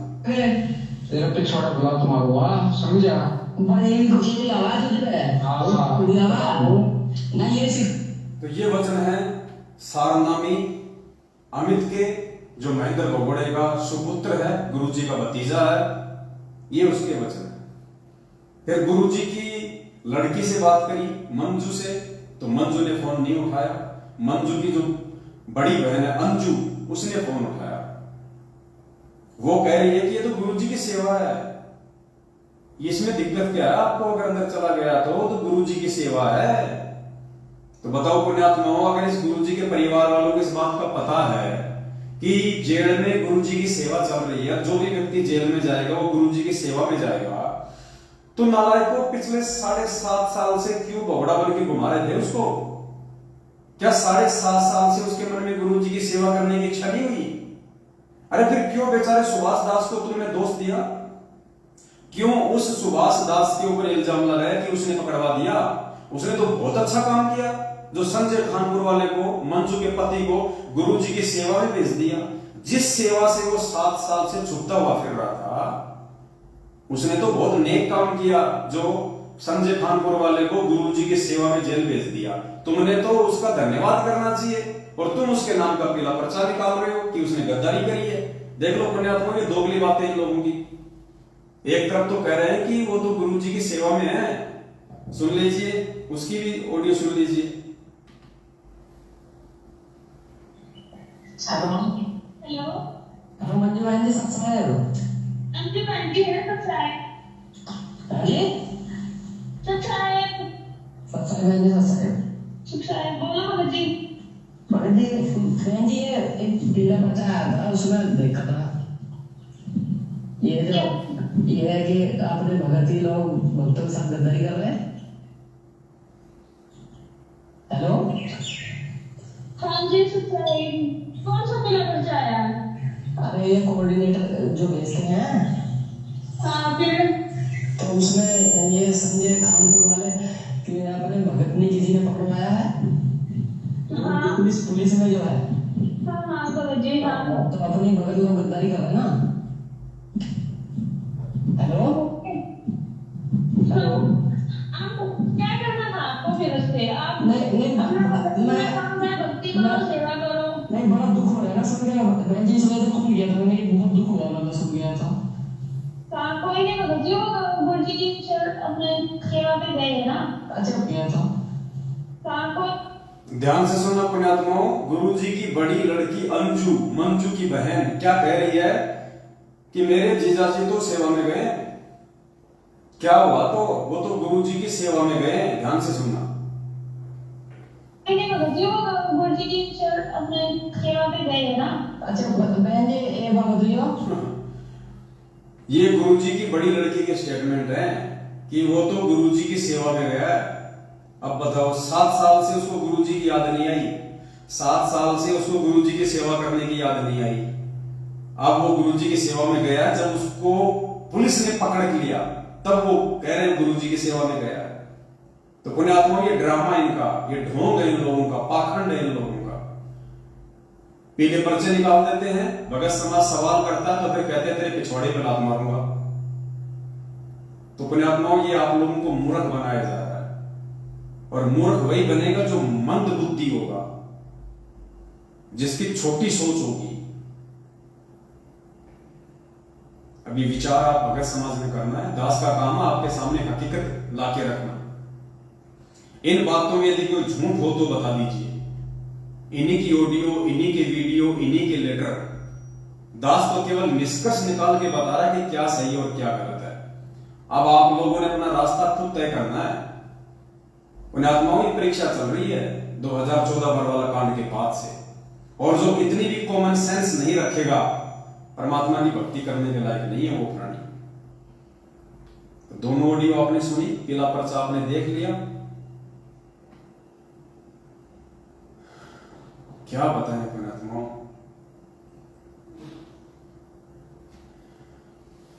और बहुत सारी बातें हैं, समय ज्यादा हो जाएगा, इसलिए दास प्रार्थना करेगा।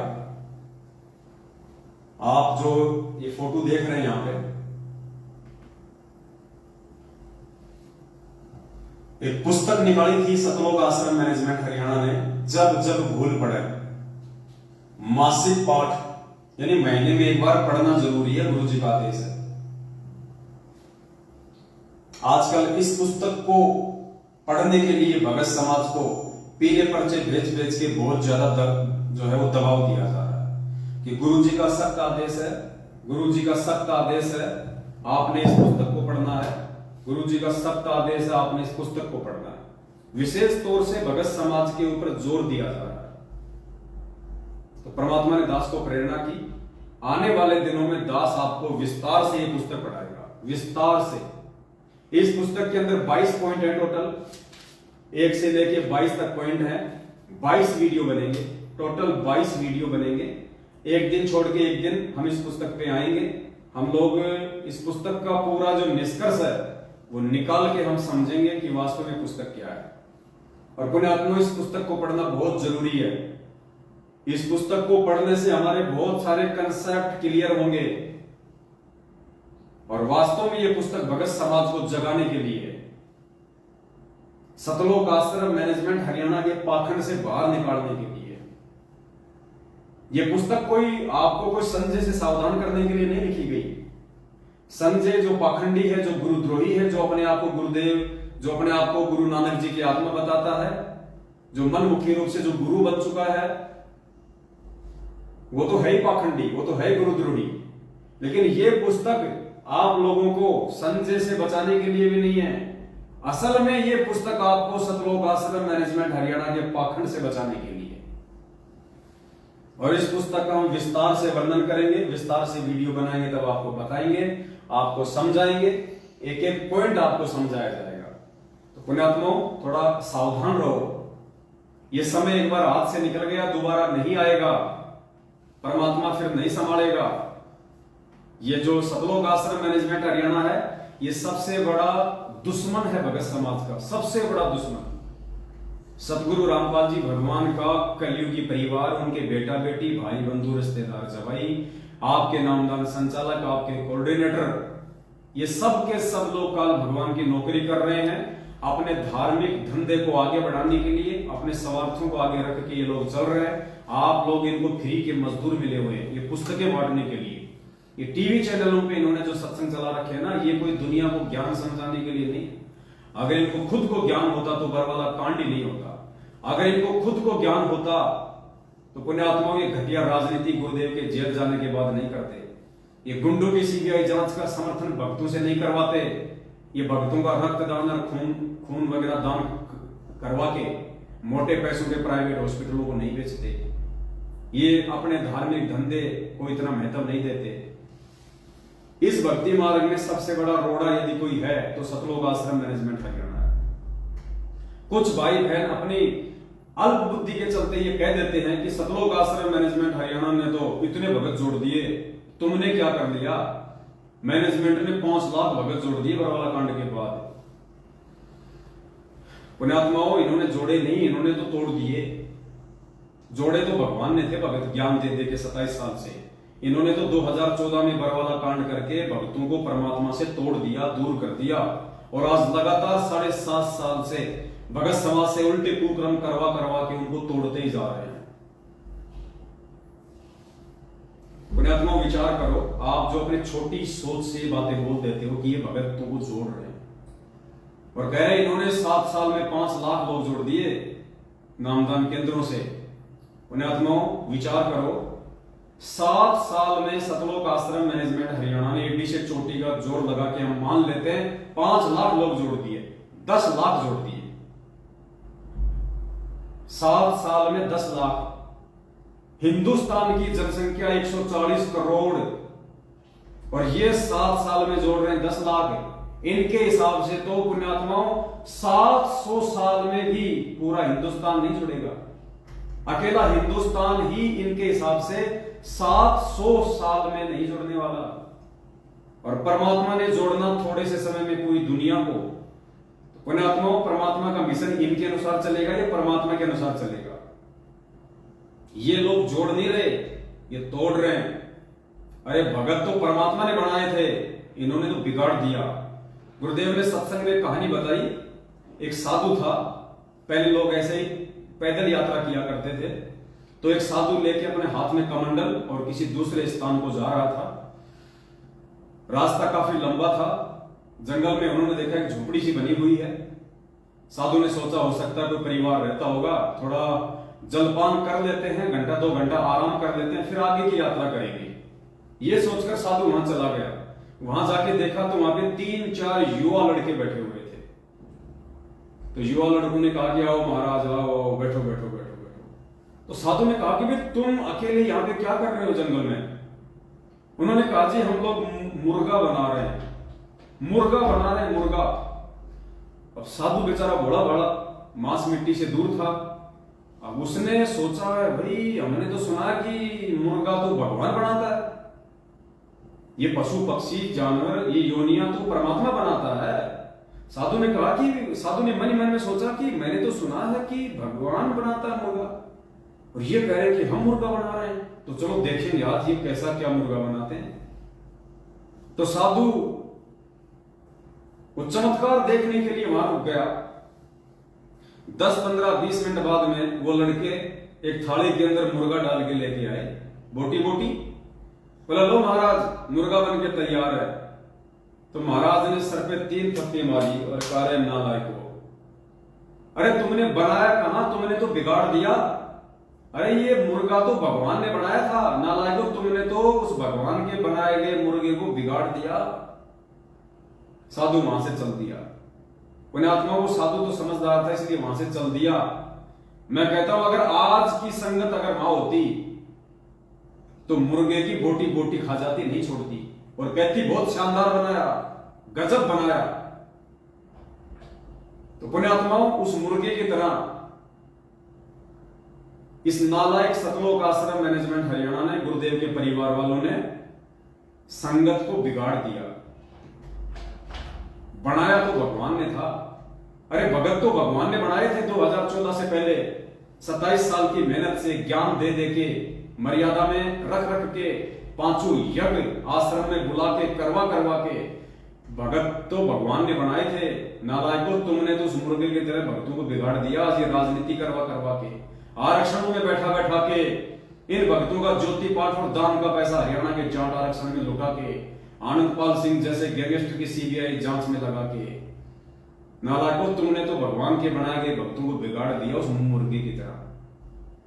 तो मेरा सभी समझदार भाई बहनों से मेरी विनती है, मेरी प्रार्थना है, सबसे पहली बात तो इन फर्जी नामदान केंद्रों पे ना जाइए। आप लोग साथ संगति से जुड़ जाइए और देखिए उसके बाद आपको कितना आनंद आता है परमात्मा की भक्ति में। और फिर भी यदि आप इन नामदान केंद्रों पे जाना नहीं छोड़ते हैं तो उत्तराखंड की जो घटना है उससे आप लोग सबक लीजिए। और आप लोग यदि नामदान केंद्रों पे जाते हैं, आपकी बहन बेटियां जाती हैं तो आप उनके साथ में जाइए, अकेले ना भेजिए, वरना ये मसाज कर डालेंगे, ये राक्षस लोग बैठे हैं।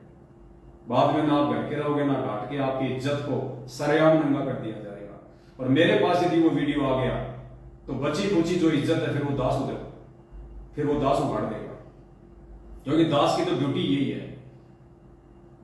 जो मंदबुद्धि प्राणी इतना समझाने के बाद भी, इतना बताने के बाद भी, भगवान के द्वारा इतना ज्ञान दिए जाने के बाद भी जो नीर खीर का निवेरा नहीं कर सकता, उनकी इज्जत रखने का कोई मतलब नहीं है। और एक व्यक्ति की इज्जत यदि बाजार में नीलाम हो रही है और उस नीलाम होती हुई इज्जत को देख के अगर हजारों भगत भाई बहन समझ रहे हैं, जान रहे हैं, तो पुण्यात्मा परमात्मा कहते हैं एक सेव को, जो गंदा सेव होता है ना, उसको टोकरी से उठा के बाहर फेंकने में कोई शर्म नहीं है। तो अगर इन जैसे एक आध भक्तों की इज्जत को अगर समाज में अगर उगाड़ भी दिया जाए तो समाज समझेगा, समाज जानेगा, पहचानेगा कि वास्तव में संत रामपाल जी की आड़ में क्या खेल चल रहा है। जेल में बैठे हुए संत रामपाल जी की आड़ में बाहर ये फर्जी नामदान केंद्र खोल के अपने धार्मिक धंधे के लोग कैसे उनको बदनाम करने में लगे हुए हैं, कैसे लोग भक्तों के साथ में ऐसी ऐसी घटिया हरकतें करने में लगे हुए हैं, कैसे लोग भगत समाज की मर्यादाओं को तार तार कर रहे हैं। तो पुण्यात्माओं समय नहीं है, विनाशकारी समय बेहद नजदीक है। बाद में रोओगे, पछताओगे। ये संदेशे बार बार नहीं मिलेंगे आपको आने वाले समय में, क्योंकि विश्व युद्ध छिड़ेगा। किसी का बाप नहीं रोक सकता विश्व युद्ध, खुद गुरुदेव भी विश्व युद्ध को नहीं रोकेंगे, क्योंकि आदरणीय गरीबदास जी महाराज जी के माध्यम से परमात्मा ने 300 साल पहले ही असुर निकंदन रमणी में लिख दिया था, आवेगा काबुल से, आवेगा दक्खन से दीवाना काबुल का, काल किलकिलियम गल है तुर्काना, किलकिलियम अवतार कला, जीतण जन झुंझुमला। ऐसा पुरुष आया कहता है गरीबदास, दिल्ली मंडल होई विलास नीकलंक राय। परमात्मा ने तीसरे विश्व युद्ध की भविष्यवाणी की हुई है। असुर निकंदन रमेणी का सरलाप कर लेना इन चौपाइयों का कि आवेगा दक्खन से दीवाना काबुल का। पढ़ लेना अच्छे से कान खोल के, पूरे विश्व में टहलका मचेगा। ज्यादातर मुस्लिम कंट्रियां आपस में कट के मर जाएंगी। अमेरिका, चीन और रसिया 90% इसका सत्यानाश होगा, नष्ट होगा। बचे कुचे लोगों को भारत शरण देगा। और ये सतगुरु रामपाल जी भगवान उस समय आएगा जब पूरी दुनिया में तहस नहस मच जाएगा, तहस नहस मच जाएगा। पूरे हिंदुस्तान में आर्मी शासन लागू होगा, मिलिट्री शासन लागू हो जाएगा, इमरजेंसी लग जाएगी जो सन 1984 में पंजाब में लगी थी। भयंकर स्थिति होगी। दाने दाने को लोग तरस जाएंगे, दाने दाने को। गंदी नाली में अगर कोई टुकड़ा पड़ा होगा रोटी का, अपनी जान बचाएंगे, कुत्ते की तरह उठा के खाएंगे। परमात्मा ने 1720 में जब गरीबदास जी महाराज जी आए थे, उस समय वहां पे दुर्भिक्ष पड़ा था, अकाल। और गरीबदास जी महाराज जी ने अपनी वाणी में कहा कि उस समय दिल्ली के राजाओं के क्या हाल हो गए थे। 1720 की बात है, ज्यादा लंबा इतिहास नहीं है। परमात्मा कहते हैं शहजादे मांगत फिरे वो दिल्ली के उमराव। वो शहजादे, राजाओं के लड़के जिनको शहजादा कहा जाता है, दिल्ली के बादशाहों की औलाद, कहते हैं शहजादे मांगत फिरे वो दिल्ली के उमराव। एक एक रोटी मांगते फिरते थे वो राजाओं के लड़के, राजकुमार, शहजादे। तो गरीबदास जी ने अपनी वाणी में लिखा है शहजादे मांगत फिरे दिल्ली के उमराव। और जिन रोटी पाई नहीं जो खाते थे नान पुलाव, जो कभी नान पुलाव खाते थे ना, जो पनीर की सब्जियां खाते थे, परमात्मा कहते हैं वो 1720 के अकाल में अनाज की इतनी शॉर्टेज आ गई, वो दिल्ली के बादशाह भी रोटी का टुकड़ा टुकड़ा मांगते थे। और उसके बाद में सन 1877 में भारत देश में जो अकाल पड़ा, अंग्रेजों ने सारा का सारा अनाज अपने देश में ले लिया। भारत में भयंकर अकाल पड़ा। 1877 में जो कंकाल देखते हैं ना हॉस्पिटल में, डॉक्टर लोग रखते हैं नमूने के तौर पे कंकाल, वो स्थिति हो गई थी हमारे देश की। 34-35 करोड़ की जनसंख्या थी टोटल 1877 में, जिसमें से 5 करोड़ लोग भूखमरी के शिकार हुए थे, अकाल मौत मरे थे 5 करोड़ लोग। पेड़ की छाल तक खा गए थे उखाड़ के। और एक परिवार का मुखिया पूरी रात अपने परिवार का पहरा दिया करता था कि कहीं मेरे परिवार वाले मेंबर को उठा के कोई खा ना जाए। आदमी को आदमी खा रहा था, रातों को जाग के पहरा दिया करते थे लोग, कहीं मेरे बाल बच्चों को उठा के कोई खाना जाए उनको कच्चा। उन्हें आत्मा वो समय आएगा तभी ये दुनिया संत रामपाल जी को परमात्मा मानेगी, वरना ऐसे जेल में बैठे हुए और देशद्रोह का मुकदमा लगे हुए संत रामपाल जी को कोई परमात्मा नहीं मानेगा। ये परमात्मा दुनिया को बंदर दिखाएगा। लेकिन सबसे विचारणीय विषय ये होगा कि उस समय उन मंदबुद्धि और बेबुद्धि भक्तों का क्या होगा जो आज साथ संगति से ना जुड़ के अपनी मर्यादा तोड़ के परमात्मा से दूर होते जा रहे हैं। आप लोगों का क्या होगा उस समय। पुण्यात्मा, ये बातें तुम्हें मजाक लग रही होंगी, ये मजाक नहीं है। 27 साल से भगवान चिल्ला चिल्ला के जेल में जाके बैठ गया, किसी ने नहीं सुनी। दुनिया के तो छोड़ो, आज खुद 90% उनके भगत उनकी बातों को भी यकीन नहीं कर रहे। आज उनके भगत उनको परमात्मा नहीं मान रहे, उनकी शिक्षाओं पे नहीं चल रहे। 27 साल से भगवान ने जो निर्मल ज्ञान दिया उसके विपरीत चल के अपने गुरु जी की धज्जियां उड़ा रहे हैं, उनके आदेशों की धज्जियां उड़ा रहे हैं। पिछले 7.5 साल से हम सत्सेवक भाई बहन चिल्ला चिल्ला के समझा रहे हैं कि मान जाओ मान जाओ। इस धरती पे यदि काल उतरा हुआ है तो सतलोक आश्रम मैनेजमेंट हरियाणा के रूप में उतरा हुआ है। और काल को दुनिया की चिंता नहीं है, काल को सबसे ज्यादा चिंता आप भक्तों की है कि कैसे इन भक्तों को जाल में फंसाया जाए। क्योंकि काल की हद से केवल हम भगत बाहर निकल रहे हैं। यदि काल के हद से बाहर निकलने का कोई प्रयास कर रहा है 21 ब्रह्मांड से, तो हम भगत कर रहे हैं, तो वो सबसे पहले हम भक्तों को काबू में करेगा। और उसका काबू करने का एक ही तरीका है मर्यादा तोड़वाना। क्योंकि गुरु जी का वचन है, गरीबदास जी महाराज जी ने अपनी वाणी में लिखा है कि मुझे परमात्मा ने दुखी होते हुए कहा था कि गरीबदास, मैं समर्थ हूं, मैं परमात्मा हूं, अनंत कोटि ब्रह्मांड का स्वामी हूं, लेकिन भाई मैं क्या करूं, मेरी आंखों के सामने मेरे बच्चे मरते, मुझे बड़ा दुख होता है, मैं क्या करूं। तो गरीबदास जी महाराज जी ने परमात्मा की उस वाणी को अपने शब्दों में लिखा। परमात्मा कह रहे हैं कि अनंत कोटि बाजी जहां और हम रचे सकल ब्रह्मांड, और गरीबदास मैं क्या करूं यो काल करे जीव खंड। कि गरीबदास उस समय मैं भी मजबूर हो जाता हूं, मैं समर्थ परमात्मा भी असमर्थ हो जाता हूं जब ये काल मेरी आत्माओं को मर्यादा तोड़वा कर मुझसे दूर कर देता है। और मेरा और इस काल का एक एग्रीमेंट हो रखा है कि जब तक हंसा हमरी आना काल लगे ना तेरा बाना। जब तक मेरा भगत मेरी मर्यादा में रहेगा काल तेरा कोई घटक, तेरा कोई भी दाव उस पर नहीं लग सकता। लेकिन जिस दिन मेरे भगत की मर्यादा टूटी उसी दिन से वो मुझसे ऑटोमेटिक दूर हो जाएगा, फिर उसके ऊपर तेरा पैरा होगा। तो पुण्यात्माओं, आज वो काल भगवान जिसने खुद परमात्मा को वचन दिया था कि परमात्मा तीनों युगों में जीव थोड़े ले जाना, और जब वो कलयुग आवे तो जितने मर्जी जीव ले जाना। तो पुण्यात्माओं, आज ये कलयुग है, पिछली पीढ़ी काल ने खुद वचन दे रखा भगवान को, तो काल चादर ओढ़ के नहीं सो रहा। 1000 कला का स्वामी है, 1000 मुंह खोल के बैठा संगत को खाने के लिए, और आए दिन संत रामपाल जी की संगत को अपना निवाला बना रहा है। सबसे ज्यादा संगत अगर आज किसी संत की मर रही है तो ये सोचने का विषय, ये शर्म की बात है कि संत रामपाल जी भगवान की मर रही है, जबकि मरनी चाहिए थी नकलियों की, लेकिन मर रही है उस असली संत की। क्यों? मर्यादा टूटने के चलते। मर्यादा कौन तोड़वा रहा है? संत रामपाल जी भगवान का कलयुगी परिवार, उनके बेटा बेटी भाई बंधु रिश्तेदार, ये कोऑर्डिनेटर, ये नामदान संचालक, ये पीले पर्चे निकाल के, फर्जी लेटर निकाल के, नकली ऑडियो निकलवा के। भाई ये कलयुग है, मशीनरी युग।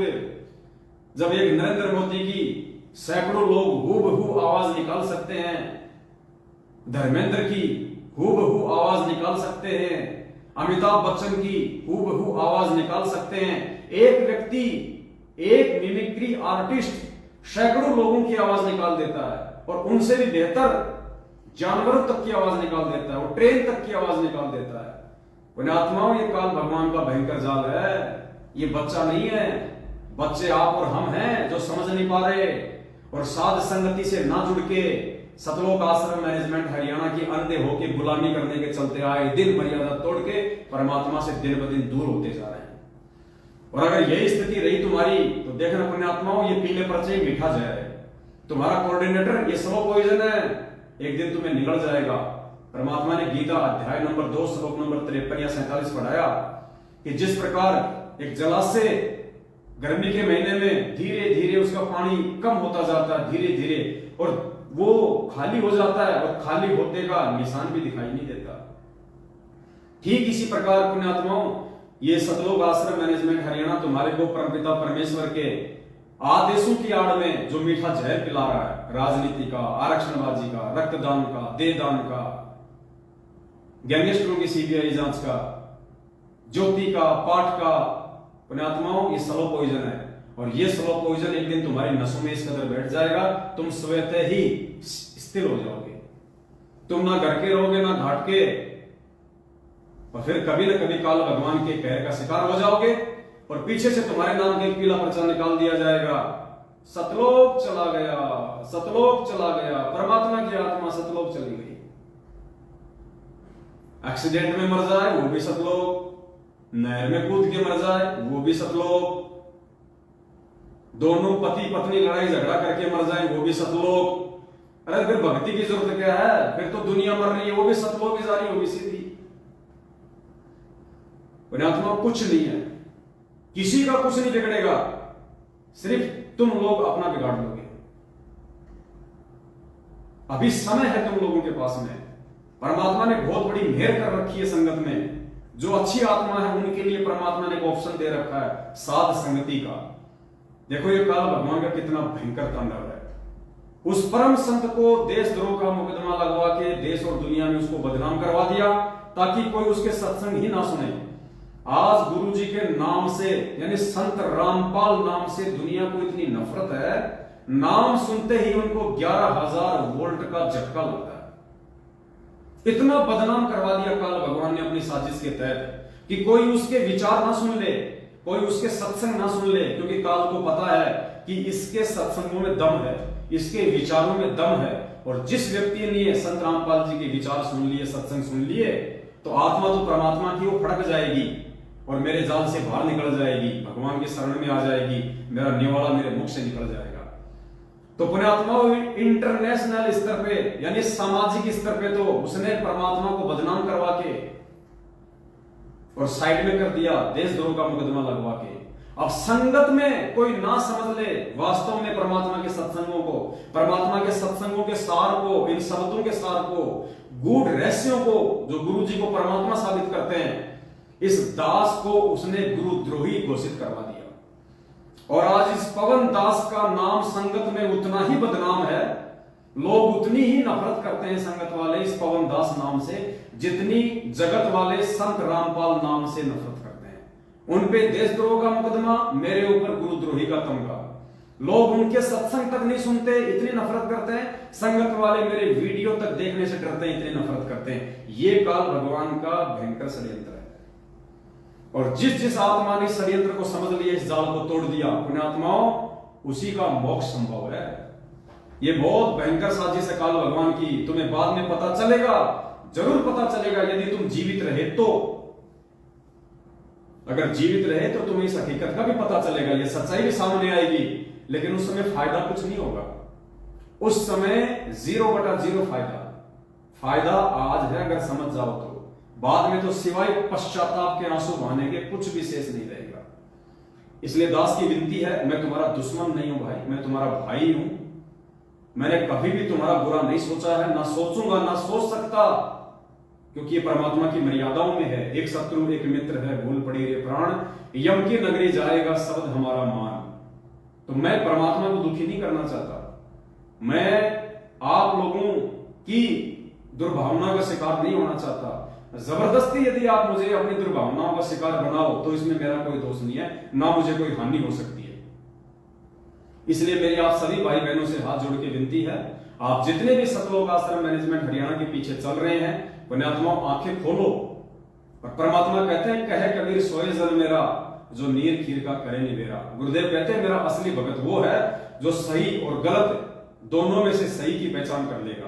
तो पुण्यात्माओं, तुम्हारे को तो सही देखने में नहीं दिया जा रहा, सही बात को तो तुम्हारे हाथ भी नहीं लगने दिए जा रहे। तुम मैनेजमेंट की भी सुनो, इस पवन दास की वीडियो भी देखो और फिर निर्णय करो। वो होता है जज, वो होता है असली भगत।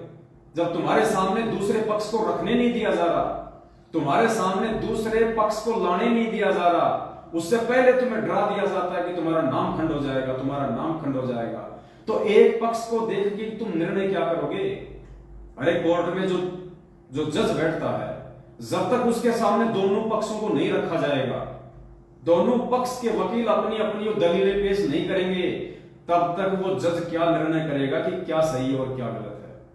तो पुण्यात्माओं, तुम्हारे सामने तो केवल एक पक्ष ही जो है वो खड़ा किया जा रहा है।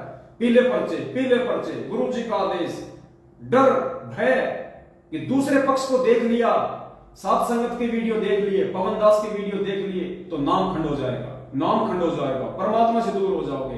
तुम्हें तो दूसरा पक्ष देखने से पहले ही डराया जा रहा है, तो तुम जज की भूमिका कहां से निभाओगे? परमात्मा की वचन क्या कह रहे हैं, तुम्हारे से क्या करवाया जा रहा है? और खुद ये परमात्मा अगर दुनिया भर के नकली संतों के ऑडियो वीडियो सत्संग हमें ना दिखाता, ये दुनिया भर के शास्त्र हमारे को ना दिखाता, तो हम भी तो पहले किसी न किसी गुरु की शरण में थे। हम कैसे वहां से छूट के आते अगर हमें दूसरा पक्ष ना दिखाया जाता सदगुरुदेव के द्वारा? तो पुण्यात्माओं, जब तक तुम ये पवन दास वाला पक्ष, ये सात संगति वाली वीडियो नहीं देखोगे, तुम जिंदगी में भगत नहीं बन सकते, तुम जिंदगी में सत्य और असत्य का निवेदन नहीं कर सकते। पुण्यात्माओं, ये महाभारत के बाद आपने जो भविष्यवाणी पढ़ी है ना कि महाभारत के बाद एक और महाभारत होगा, ये है वो असली महाभारत। सतगुरु रामपाल जी भगवान की संगत में ये है वो असली महाभारत, सतसेवक वर्सेस मैनेजमेंट। और इस महाभारत में जिस व्यक्ति ने भीष्म, कर्ण और द्रोणाचार्य की भूमिका निभाई, उसका बक्कल उतरेगा, बक्कल आए दिन उतर रहा है। और जिसने इसमें धर्म युद्ध में विदुर की भूमिका निभाई, परमात्मा उसकी रक्षा करेगा। तो ये निर्णय आप लोगों के ऊपर है। मैं तो 7 साल से भूखे रहा हूं, आगे भी भोगता रहूंगा जब तक परमात्मा का आदेश होगा। और आप सभी भाई बहनों से हाथ जोड़कर पुनः निवेदन करता हूं, पुण्यात्माओं, छोटा भाई समझ के, अरे चलो ये सोच लो मेरे वीडियो देखने से तुम्हारा नाम खंड होता है, अरे तो नाम तो तुम फिर भी शुद्ध करवा लेना, वैसे भी तो महीने में एक बार तो तुम शुद्ध करवाते ही हो। ये तो है नहीं कि तुम मर्यादा में हो, मर्यादा तो सबकी टूटी हुई है, फिर भी तुम्हें लगता है कि तुम युधिष्ठिर हो, तुम धर्मपुत्र हो, तुमसे कोई मर्यादा नहीं टूटती है, तुम बिल्कुल अखंड हो। तो भाई दास की विनती है, एक बार तो नाम खंड कर दो, देख लो इस दास के वीडियो, उसके बाद में नाम शुद्ध करवा लेना। व्यवस्था तो है ही नाम शुद्ध करवाने की, ऐसा तो है नहीं कि व्यवस्था नहीं है। जगह जगह इन्होंने गली गली में नाम शुद्ध करने की व्यवस्था कर रखी है। आराम से जाना, तुम्हें लगे कि पवन दास की वीडियो में कोई दम नहीं है, कोई सच्चाई नहीं है, हमारे मतलब की कोई चीज नहीं है, तो जाके अपना नाम शुद्ध करवा लेना। और वैसे भी नाम शुद्ध करवाने की जरूरत नहीं है। परमात्मा कहते हैं जब तक दोनों पक्षों की देखोगे नहीं, जब तक सही और गलत को देखोगे नहीं तो मालूम कैसे पड़ेगा। तो मात्र सही और गलत को देखने से नामखंड नहीं होता। सही और गलत को देखने के बाद में यदि आप सही को छोड़ के और आप गलत का साथ दोगे तब आपकी मर्यादा खंड होगी। तो वो निर्णय तो फिर आप स्वयं कर लेना कि कौन सही और कौन गलत है। इसलिए पुण्यात्मा दास की विनती है, बाकी आपकी अपने संस्कार, आपकी अपनी मर्जी। तुम कुएं में पड़ोगे तो मैं जबरदस्ती नहीं कर सकता भाई, तुम जहर खाओगे तो तुम मरोगे, दूध पीने वाला पवन दास नहीं मर सकता, अमृत पीने वाले मेरे भाई बहन नहीं मर सकते, जो जहर पिएगा वो मरेगा। तो भाई निर्णय कर लेना, समय ज्यादा नहीं है। तुम लोग मैनेजमेंट के साथ मिलकर जहर पी रहे हो या सात संगतियों में आके अमृत पान कर रहे हो। बस दास की इतनी सी विनती है। बाकी आप सभी लोग समझदार हैं, ये कलयुग की पिछली पीढ़ी है, गोबर कोई नहीं खाता, सब लोग अनाज खाते हैं, इतनी बुद्धि सब रखते हैं। फिर भी बीच बीच में समझाने की आवश्यकता जहां पड़ेगी दास समझाता रहेगा। बस आज के लिए इतना, फिर परमात्मा दया करेंगे, फिर आप सभी भाई बहनों के सामने एक नई जानकारी, एक नया वीडियो लेके आएंगे। तब तक के लिए दास को दीजिए आज्ञा। बंदी छोड़। सतगुरु रामपाल जी भगवान की जय हो। सत साहिब।